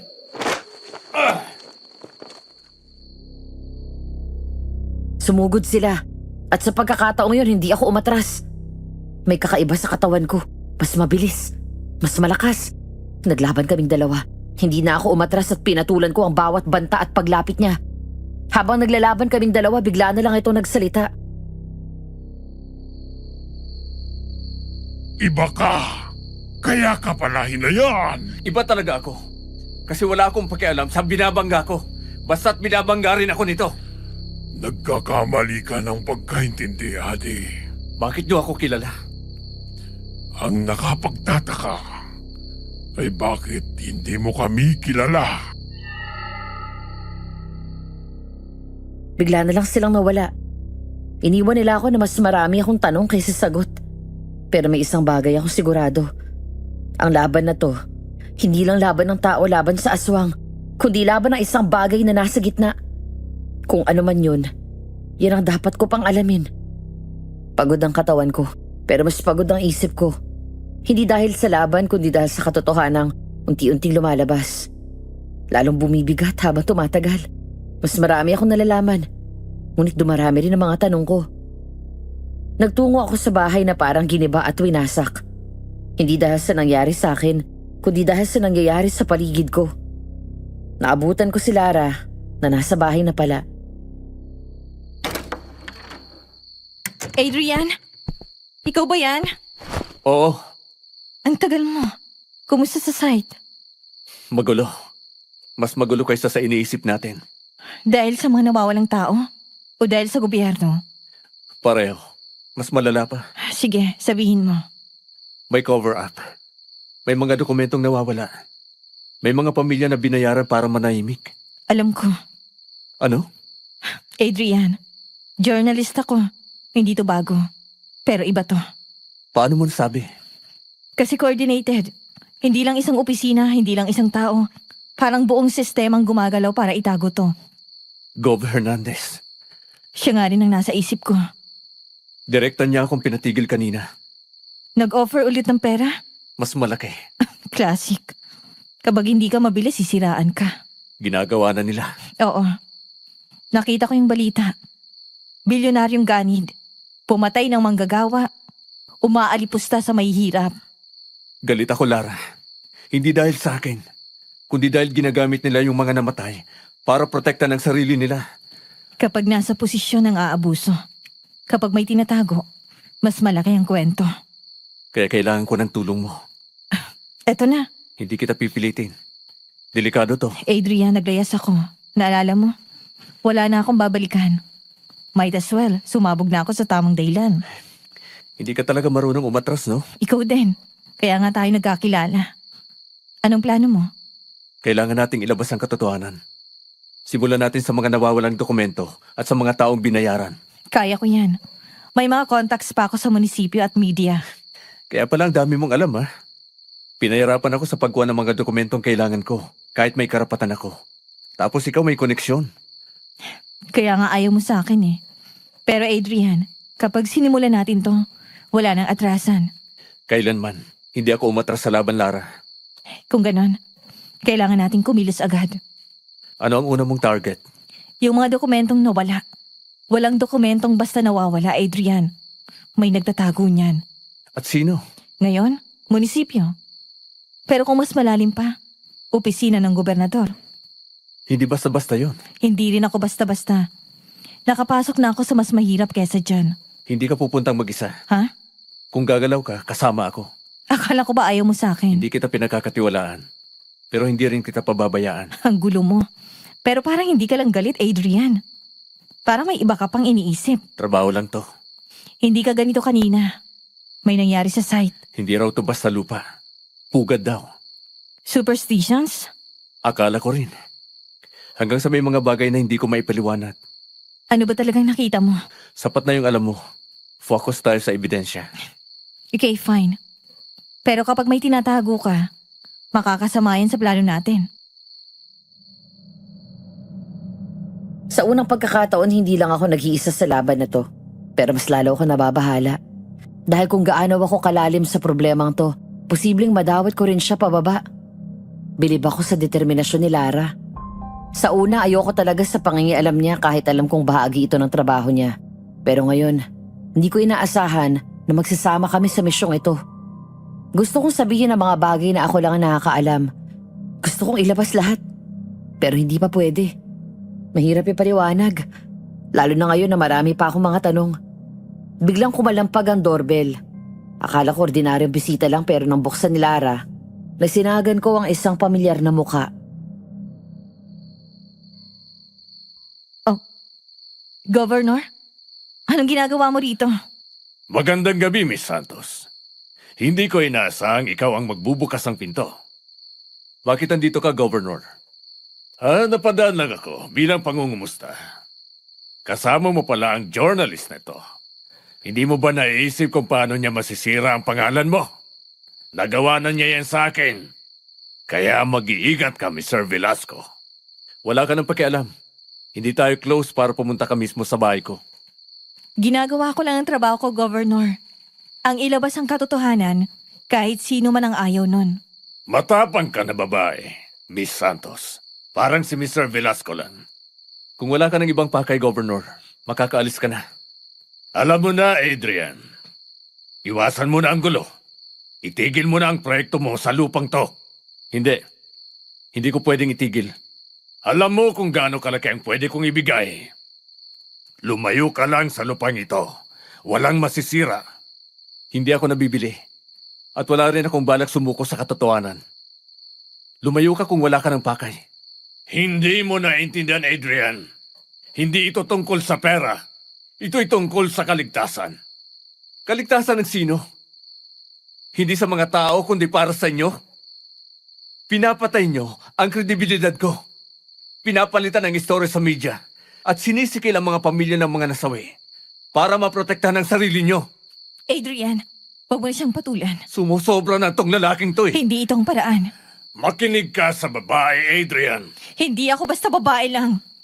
Umalis ka na, ngayon din.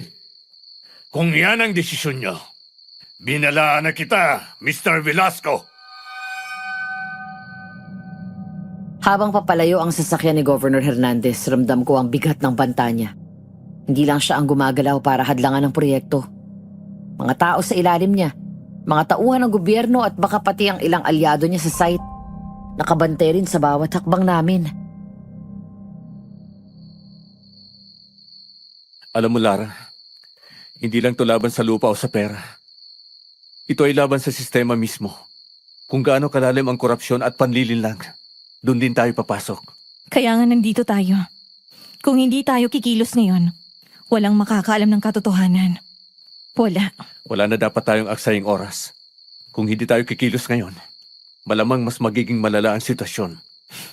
Buti nagkakasundo tayo sa hangarin. Yan din ang pinaglalaban ko sa mahabang panahon. Kung ganon, wala na tayong dapat hintayin pa. Bigla ko nabasag ang vase mula sa mesa. Pupulutin ko na lang sana ito nang bigla siyang nasugatan. Nataranta si Lara nang makita ang dugo sa kamay ko. Ay, pasensya na. Pupulutin ko lang.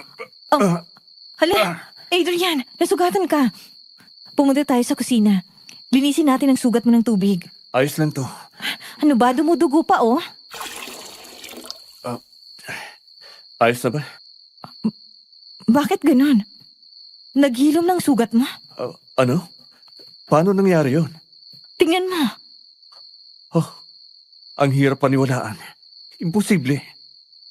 Hindi mo ba ito napapansin sa sarili mo? Masyado akong abala sa mga bagay-bagay. Sa gabing yun habang tinitingnan namin ang sugat na agad naghilom, ramdam ko ang kakaibang tensyon sa hangin.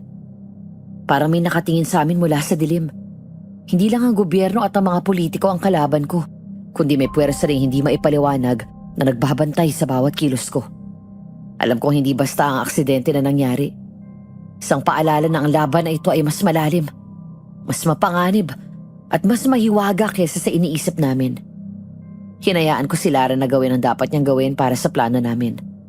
Pagsapit ng umaga, pumunta ako sa site nang hindi kasama si Mark. May iba akong pinagawa sa kanya. Pinuntahan ko mismo ang isang lumang bahay sa probinsya. Ang dating bahay namin kung saan nasawi ang mga magulang ko. Abandonado, maalikabok. Hindi lang ito basta niluma lang ng panahon. Hawak nito ang alaala ng batang matagal ko nang tinalikuran sa loob ko. Abandonado ang bahay. Maalikabok, sirang-sira at tila pinipigilan ng panahon na makalimot sa mga pangyayaring nangyari dito. Ngunit habang pumasok ako, ramdam ko ang bigat ng nakaraan. Dati kaming nakatira dito bago sinapit ng mga magulang ko ang karumal-dumal na pangyayari. Ang bawat sulok ay puno ng alaala. Nakita ko ang mga lumang litrato ng aking ama kasama ang mga taong hindi ko kilala at may mga anting-anting na nang hawakan ko, nagdulot ng sakit sa aking balat. Parang may ipinagbabawal na enerhiya.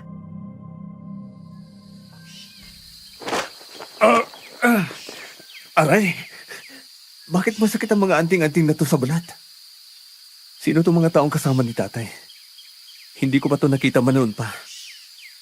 Mukhang kailangan kong kunin ang mga litratong to. Anong klaseng anting-anting to? Bakit parang sinusunog ako?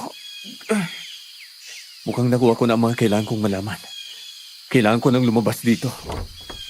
Dumalaw ka dito, Adrian. Meron lang akong tiningnan. Mabuting nagsisimula ka ng tuklasin kung sino ka talaga. Kung tinutukoy mo ang dati kong pagiging probinsyano. Adi, hindi ka ordinaryong tao. Anong ibig mong sabihin? Kilala ko ang iyong ama. Kabisado ko ang iyong dugo. Adi, ang dugo mo ay hindi basta-basta. Galing ito sa lahi ng mga aswang. Isang lahi na matagal nang nagbabantay sa lupang ito. Aswang? Anong ibig mong sabihin? Tatay ko? Ako? Hindi pinatay ang pamilya mo, Adrian. Ang ama mo ay bahagi ng lahi na hinihigop ng lipunan. Sinisikil ng mga makapangyarihan. Habang ang ina mo ay isang hamak na ordinaryong tao lamang. Ang nangyayari sa kanila, parte ng plano para itago ang katotohanan. Ibig mong sabihin, naging target sila? Dahil sa kung sino kami? Oo. At ngayon, ikaw ang susunod na haharap sa tukso ng kapangyarihan. Hindi lang ng gobyerno at mga politiko, kundi ng puwersa sa lupa mismo. Pero bakit ako? Bakit ako ang pinili? Dahil sa dugo mo, sa kakayahang namamana mo mula sa tatay mo. Kapangyarihan hindi mo pa lubos na naiintindihan. Ang lupang binili mo ay pugad na binabantayan nila sa site. Alam nila ang palayaw mo. At ngayon, nararamdaman nila ang lakas mo. Ang pugad, ang site, ang lahat ng mga nawawala. May koneksyon lahat ng ito sa dugo ko? Kailangan mong tanggapin ang iyong pinagmulan.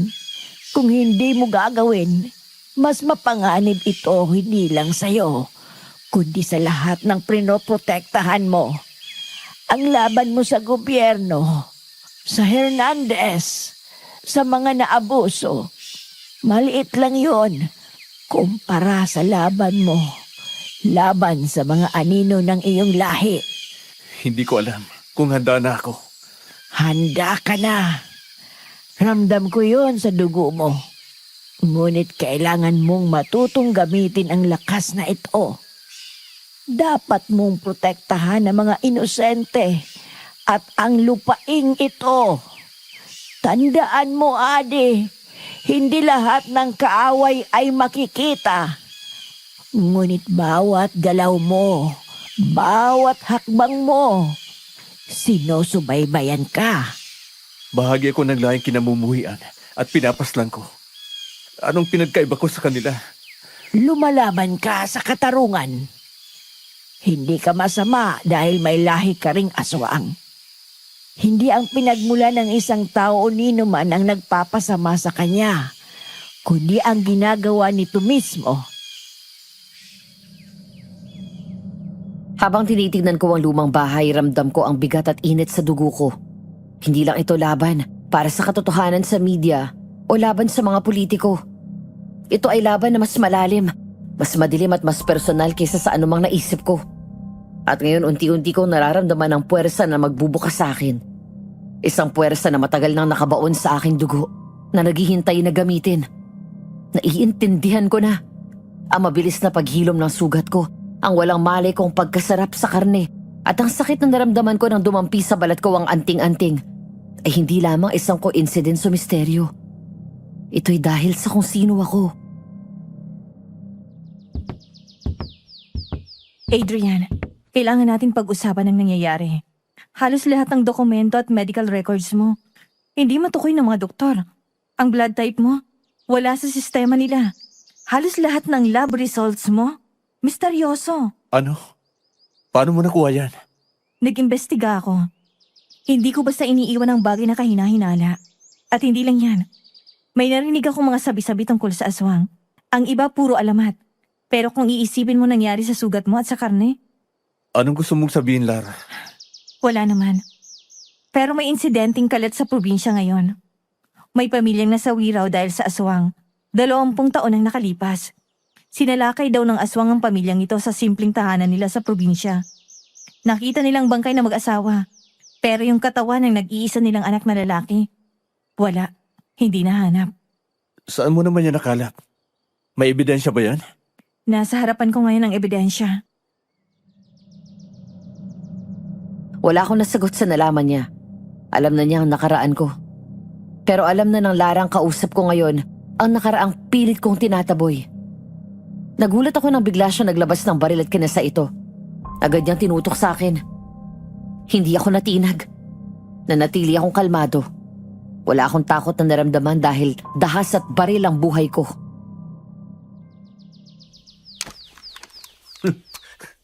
Lara, baka gusto mong ibaba yan. Buti nag-iiwan ka ng baril sa kung saan-saan dito sa bahay mo. Hindi naman sa wala akong utang na loob, Adrian. Pero ano ka ba talaga? Ang bilyonaryong CEO na binabangga ng lahat, pero kailanman hindi natinag. Hindi ka nga sakim, pero ang yabang mo. Lara, hindi ako ang kalaban mo rito. Talaga? Bakit ang dami mong sikreto? Dahil buong buhay ko, lumalaban ako mag-isa. Naintindihan mo ako, Lara. Alam ko. Dahil ikaw mismo, naging breadwinner ng pamilya mo. Sa'yo iniasa lahat. Pero wala kang maasahan kahit ni isa sa tinataguyod mo. Sino ka ba talaga? Kilala ako ng lahat.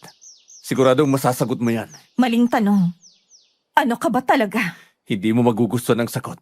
Handa ako kung ano man yan. Nanunugis ako ng aswang. Buong buhay ko. Pinapaslan ko ang lahi nila. Lumaki ako sa dugo at dahas, Lara. Kaya kung akala mo matatakot mo ako sa baril na yan, nagkakamali ka. Wala naman yung bala eh. Bakit mo nilalagay sa bahay mo kung wala? Dahil alam kong magagamit din to laban sa akin. At yun nga ang ginawa mo.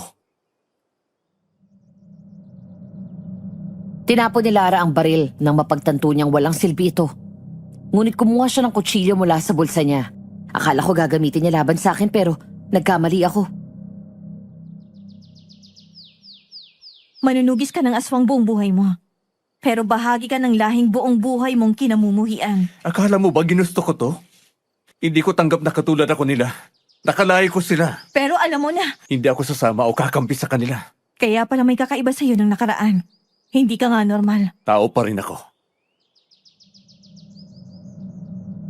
Sinugatan ni Lara ang pulso niya.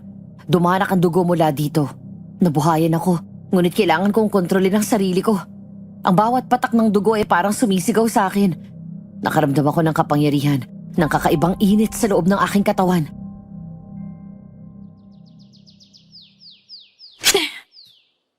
Tingnan mo, Adrian. Nakakatakam ba? Tumigil ka, Lara. Tingnan mo ng mabuti, Adrian. Gusto mo na ba akong kagatin ngayon? Lumayo ka sa akin. Ang boses mo, tag-iiba na. Huwag mong ipakita sa akin ang sugat mo. Lumayo ka. Hindi nga ikaw ang kalaban ko, Adrian. Pero kailangan mong harapin at tanggapin kung sino ka. Yan ang susi ng katotohanan. Alam ko na kung ano ka, Adrian. Hindi lang dahil sa nangyayari ngayon, kundi dahil matagal na kitang iniimbestigahan. Anong sinasabi mo? Hindi lang ikaw ang may nakaraan na puno ng dugo. 20 taon na ang nakalipas. May pamilyang pinaslang ng mga aswang sa probinsya. Kilala mo yon, hindi ba? Lola at lola ko ang namatay ng gabing yon. Doon nagsimulang lahat para sa akin. Kaya ako naging journalist. Para harapin ang katotohanan sa likod ng mga kasinungalingan at ng mga halimaw. Lara, Inilihim ko lang lahat ng to. Pero habang iniimbestigan kong proyekto mo, may nakita kong koneksyon. Ang lupang binili mo, hindi lang basta lupa. Pugad yon, Adrian. Pugad ng lahing pinagmulan mo. bago ko lang nalaman. Dating pagmamay-ari to ng yumao kong ama. Tao ang ina mo, pero ang ama mo, isa sa kanila. Isang aswang na tumalikod sa sarili niyang lahi. At dahil doon, sinalakay sila.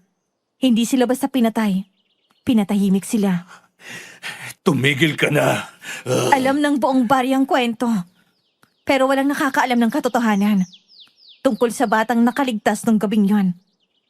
At ikaw yon, Adrian. Hindi ko alam kung alin ang mas mabigat. Ang katotohanang inilahad niya o ang gutom na unti-unting bumabalot sa akin. Ang dugo niya, ang init nito ay tumatawag sa akin. Lumayo ka. Habang kaya ko pang pigilan ang sarili ko. Hindi ako lalayo. Ayoko nang may mapahamak pa, Lara. Kaya lumayo ka. Hindi mo ako makukumbinsi. Hindi kita lalayuan. Dahil kung ikaw ang susi sa lahat ng to, hindi kita iiwan sa sarili mong kadiliman. Hindi ako ang daan. Baka isa pa ako sa problema. Sa harap ko ay hindi lang isang journalist. Isa siyang taong nawalan, tulad ko. Isang taong naghahanap ng katotohanan, kahit pa ang kapalit nito ay sarili niyang buhay. At sa sandaling yon, naintindihan ko na ang labang ito ay hindi lang tungkol sa paghahanap ng hustisya, kundi sa pagtanggap kung sino ako at kung ano ang kaya kong gawin. Napagtanto na namin ni Lara ang bigat ng sitwasyon dahil pugad ang lupang yon. Hindi lang ako ang nasa panganib, kundi kaming lahat. Nagtungo kami sa site. Naabutan namin ang mga manggagawa na patapos na sa trabaho nila. Sir Adrian, buti nandito kayo. May problema po sa excavation. Ano na naman yon? May nahukay po kami. Hindi namin maintindihan. Kuya, sabihin mo kay sir. Ay, sir, hindi po kami sigurado. Pero parang bangkay, sir. Dalhin mo kami sa kung saan man yan. Tingnan niyo sir. Parang buto ng tao pero Sariwa pa yan. check ko lang po yung mga manggagawa. Hindi lang po buto ang nakita nila. May mga simbolo. May ukit sa lupa. Parang ritual. Parang babala. Sige Mark, pakisuri na lang. Yes sir. Hindi yan buto ng patay na sa mahabang panahon. Parang bago pa yun, Adrian. Hindi talaga sila titigil. Hoy! May gumalaw! Ano yon? Umatras kayong lahat! Ngayon na! Sir, Umalis na kayo! Ah, Diyos ko, ano yan? Aswang yan! Totoo nga, ang sabi-sabi!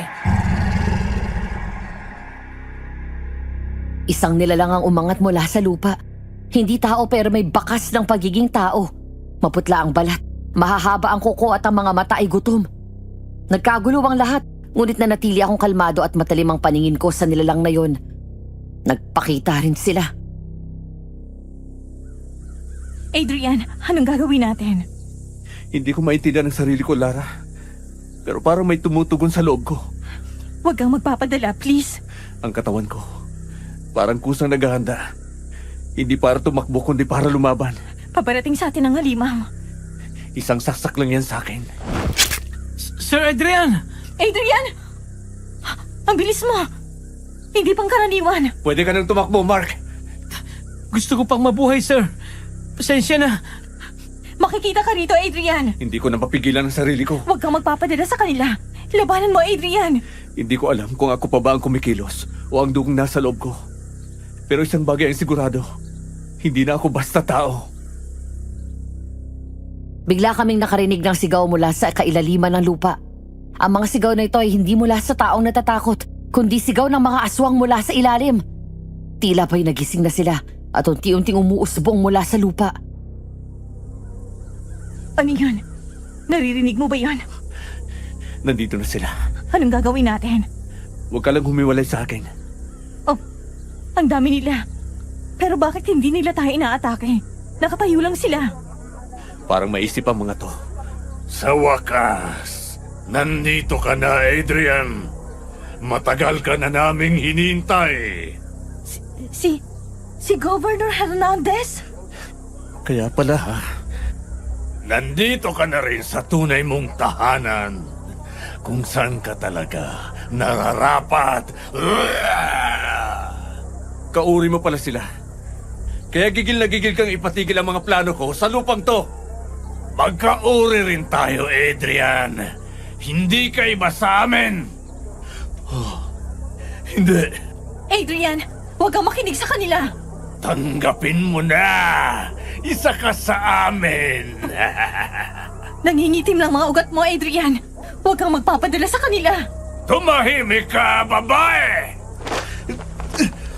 Lara, hindi ko na mapigilan. Biglang sumabog ang lupa. Parang may buhay ang mismong pugad. Bumuka ang lupa sa ilalim ng site at mula rito, umalpas ang mga anino. Mga matang nagliliyab sa dilim. Hindi ko na rin mapigilan ang nararamdaman ko. Pilit kong nilalabanan ito pero kusang lumalabas. Nangingitin ang mga ugat ko. Nag-iiba ang boses at kita ko ang gulat sa mukha ni Lara na bumabakas ngayon nang magsimula ng pumula ang mga mata ko. May lumalabas pa! Ang dami nila! Hawakan mo tong baril at kutsilyo, Lara. Pero ikaw, Alam nating dalawa na may mas malakas pa sa loob ko na namumuo kaysa sa das na to. Adrian, sumusugod ng isang aswang! Oh, sa likod ka lang. Napatay mo siya gamit ang sarili mong bilis at kamay. Lumayo kayo! Wala kang ipinagkaiba sa amin! Tantanan mo kami, Hernandez! Nagsimula akong gumalaw. May kakaibang lakas at bilis ako sa paglaban sa kanila na kailanman hindi ko nakuha o natutunan dati. Isa-isa ko silang pinabagsak na walang gamit na dahas, kundi sarili ko lang mismo. Pinoprotektahan ko si Lara na nasa likod ko ngayon. Nanginginig siya pero hindi umaatras sa laban. Ang politikong bumabangga sa amin ay isa pala sa lahing ito. Kaya pala ganun na lang ang kagustuhan niyang itigil ko ang proyekto sa lupang ito. Umupo siya sa posisyon kasama ng iba pang aswang para sa personal na interes. Hindi na ito laban para sa kumpanya ko, kundi para sa sarili ko at pangaalipusta nila sa mga tao. Nagbanggaan kami ni Hernandez. Parang nagsalpukan ng dalawang mundo. Ang galit ng isang anak at ang gutom ng dugo ko.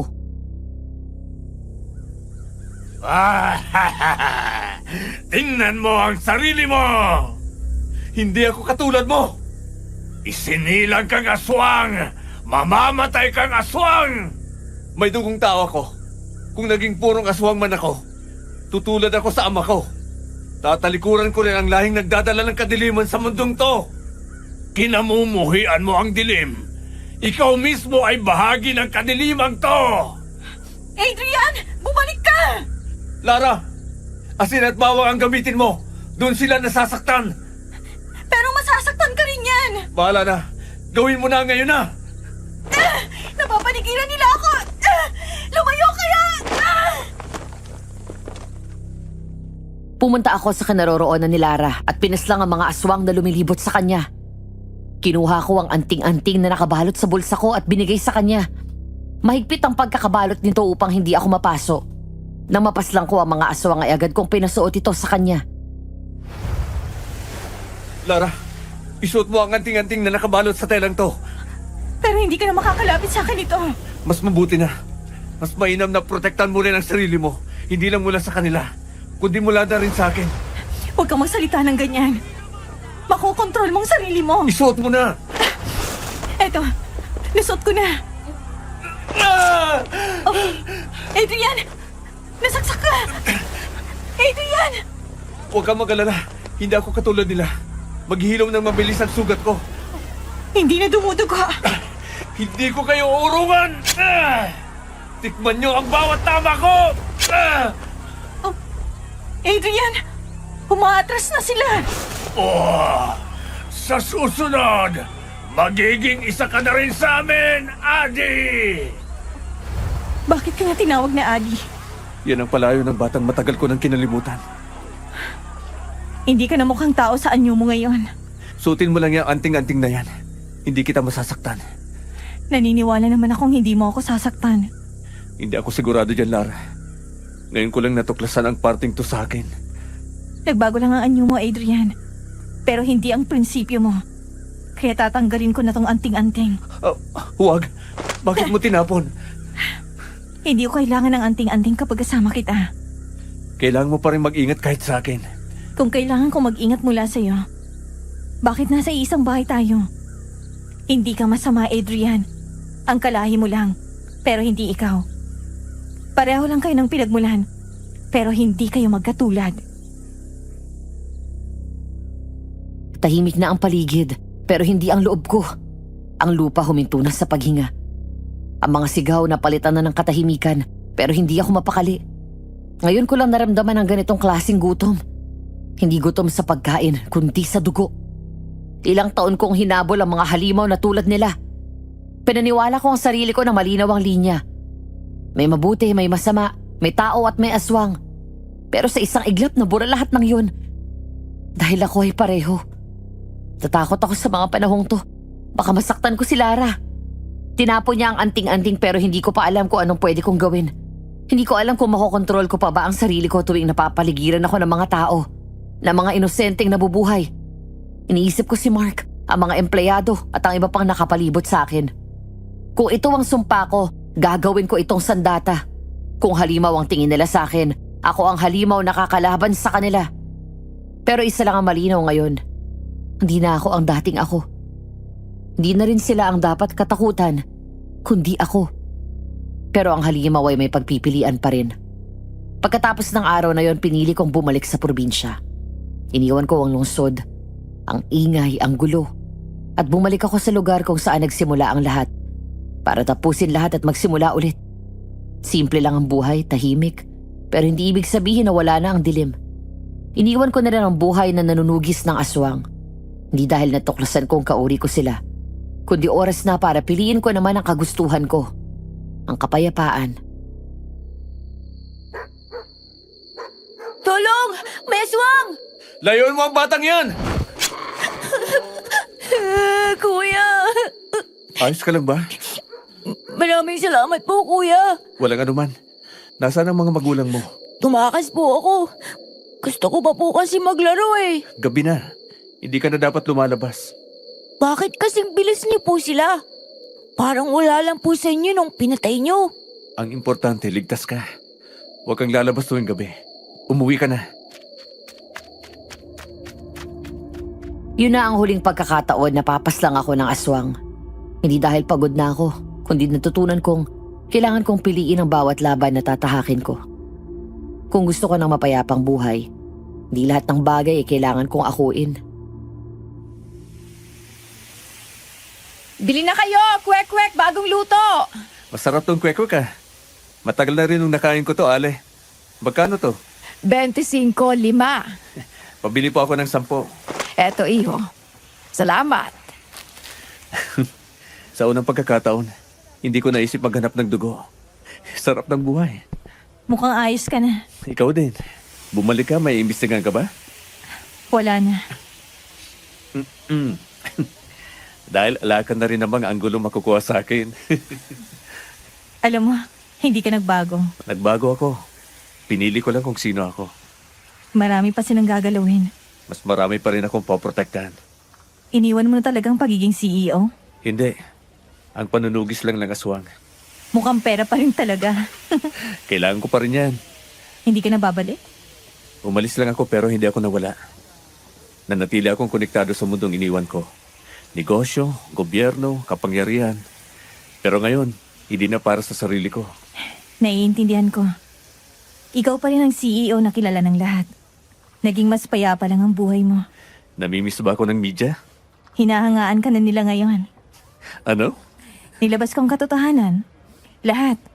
Maliban na lang sa pagkatao mo at sa mga nilalang na yon. Hindi mo naman kailangang linisin ang pangalan ko. Pero trabaho ko ang ilahad ang totoo. Alam mo, may iniligtas ako na bata mula sa mga aswang 2 araw na ang nakakalipas. Hindi pa rin sila nawawala. Naalala ko ang sarili ko sa batang yun. Natatakot, umiiyak, walang kalaban-laban. Adrian, At doon ko naintindihan kung bakit ako nabuhay. hindi mawawala sa puso mong pagiging manunugis. Kahit anong pagtalikod mo. Dahil hindi mo piniling kadiliman. Kahit bahagi ako nito. Hindi ka bahagi ng anumang hindi mo pinili sa sarili mo. Salamat, Lara. Ikaw, kumusta? Eto, lumalayo pa rin sa pamilya ko. Walang nagbago sa sitwasyon? Gusto ng pamilya kong magsustento ako ulit. Gusto mo? Hindi ko na kaya. Nabaon ako sa utang kakatusto sa pangangailangan nila. Pero ganun pa rin nila akong tratuhin. Magkano ba? Akong bahala. Huwag na, ano ba? Maiiyak ka pa ba sa akin? Huwag na. Hindi naman yan ang pinunta ko dito eh. Pumunta ako dito para kumustahin ka. Ayos naman ako. Mabuti naman. Aalis na pala ako bukas. Saan ka pupunta? May oportunidad ako nakuha sa Australia. Natanggap ako doon bilang journalist pa rin. Oh, congrats. Unang kita ko sa'yo, alam kong di ka umuurong. Huling araw ko na rito sa Pilipinas. Hindi ka na babalik? Parang gano'n na nga. Gusto ko na rin magsimula ulit. Gusto ko para sa sarili ko naman ngayon. Naintindihan ko. Oras na para hindi naman ang pagiging breadwinner ang atupagin mo. Ikaw na mismo. Parang pareho lang tayo ng pinipiling landas ngayon. Parang gano'n na nga. Si Mark pala, kumusta? Siya ang pinapaasikaso ko ron sa lungsod. Nag-report pa rin siya sa akin. Bakit? Na-miss mo siya? Ewan ko sa'yo. Wala kang pinagkaiba ng assistant mo. Nagbibiro lang. Marunong ka na magbiro ngayon ah. Dati hindi ka makuha sa biro. Masarap ang buhay. Maging maligaya. Yun lang Adrian. Aalis na ako. Salamat. Salamat din. Pati na rin sa paglinis ng pangalan ko. Regalo ko na yun sa'yo. Mag-ingat ka. Ikaw rin.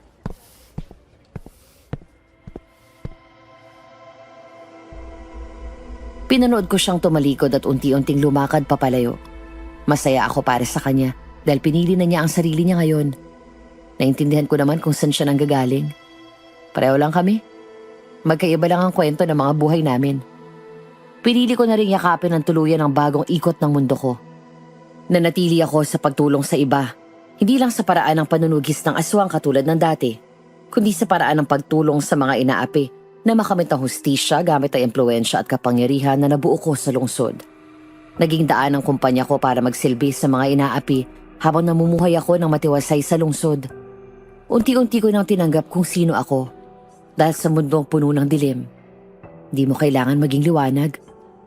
Minsan, sapat na ang pagiging ikaw. Aswang Radio. Isang magandang araw sa lahat ng tagapakinig, lalo na sa mga tutok na tutok ngayon sa Aswang Radio. Ako ang inyong lingkod, si DJ Yumi. Eto na naman tayo sa isang kwento na nagpapatindig na naman ang mga balahibo natin pero siguradong kapupulutan ng aral. Ang kwento ng ating bida na si Adrian, ang isa sa mga patunay na ang pagkilala sa katarungan ay pinipili. Si Adrian ay isang dating bata sa probinsya na namumuhay ng mapayapa kasama ang kanyang butihing mga magulang. Pero isang araw, nagbago ang lahat ng yun nang pinatay ang kanyang mga magulang. Nagbago ang buhay niya simula sa pangyayaring yun. Naging bilyonaryong CEO siya. Pero kahit na nagtagumpay na siya sa buhay, nanunugis pa rin siya ng aswang. Hindi lang para sa kanyang sarili, kundi pati na rin sa mga taong naaapi. Si Adrian ay isang makatarungan at maprinsipyong tao. Pero mahirap itong makita dahil matigas at matapang siya. Binabahiran din ng dumi ang pangalan niya sa publiko kaya masama ang tingin sa kanya ng marami. Kay Mark naman ang taas ng pasensya niya sa boss niya ha. Nanatili siyang matapat kay Adrian sa lahat ng oras. Dumating din sa buhay niya si Lara. Eto namang si Lara, hindi lang isang dedicated na journalist ha. Matapang din ang babaeng ito at may paninindigan. Sa una ayaw ni Adrian sa kanya at duda itong si Lara sa kanya pero dahil pareho sila ng paninindigan, nagkasundo rin sila sa huli. May mga pangyayari sa kwento ni Adrian na makikita natin sa paligid. Pinipigilan si Adrian ng isang politiko, si Governor Hernandez, dahil sa personal na interes nito. Ginamit niya ang posisyon niya sa gobyerno para pigilan si Adrian. Maruming maglaro si Gov. Ano nga bang pwede nating matutunan mula rito? Una, ipaglaban natin ang tama at maging marangal sa bawat kilos natin. Kahit na maraming naninira kay Adrian, di naging madumi ang pagkilos niya at pagharap sa mga ito sa gitna ng kontrobersiyang nauugnay sa kanya. Pangalawa, nasa ating mga kamay kung anong landas ang tatahakin natin. Kahit na alam na ni Adrian na bahagi siya ng lahing kinamumuhian niya, nanatili siyang totoo sa pinaglalaban niya. Hindi ang pinagmulan mo ang makakasama sa'yo, kundi ang mga bagay na ginagawa mo. Kaya para sa inyong lahat, ang aral na mabibigay ko ay simple lang. Piliin natin ang tama kahit anuman ang binubulong sa atin. Desisyon natin kung paano tayo huhubugin ang mga karanasan natin at piliin nating palagi na tahakin ang tamang landas. So bago tayo maghiwa-hiwalay, gusto ko marinig ang inyong mga saloobin. Saan kayo nagulat? May mga tao ba sa kwento na nagpaalala sa inyo ng isang pangyayari o nakarelate ba kayo? I-comment nyo ang lahat ng yan sa ibaba. Abangan nyo rin ang susunod nating mga kwento dito pa rin sa Aswang Radio. Muli ako si DJ Yumi na nagsasabing, aswang ka man sa paningin ng iba, sa panaginip ko, ikaw ang bida. Aswang Radio.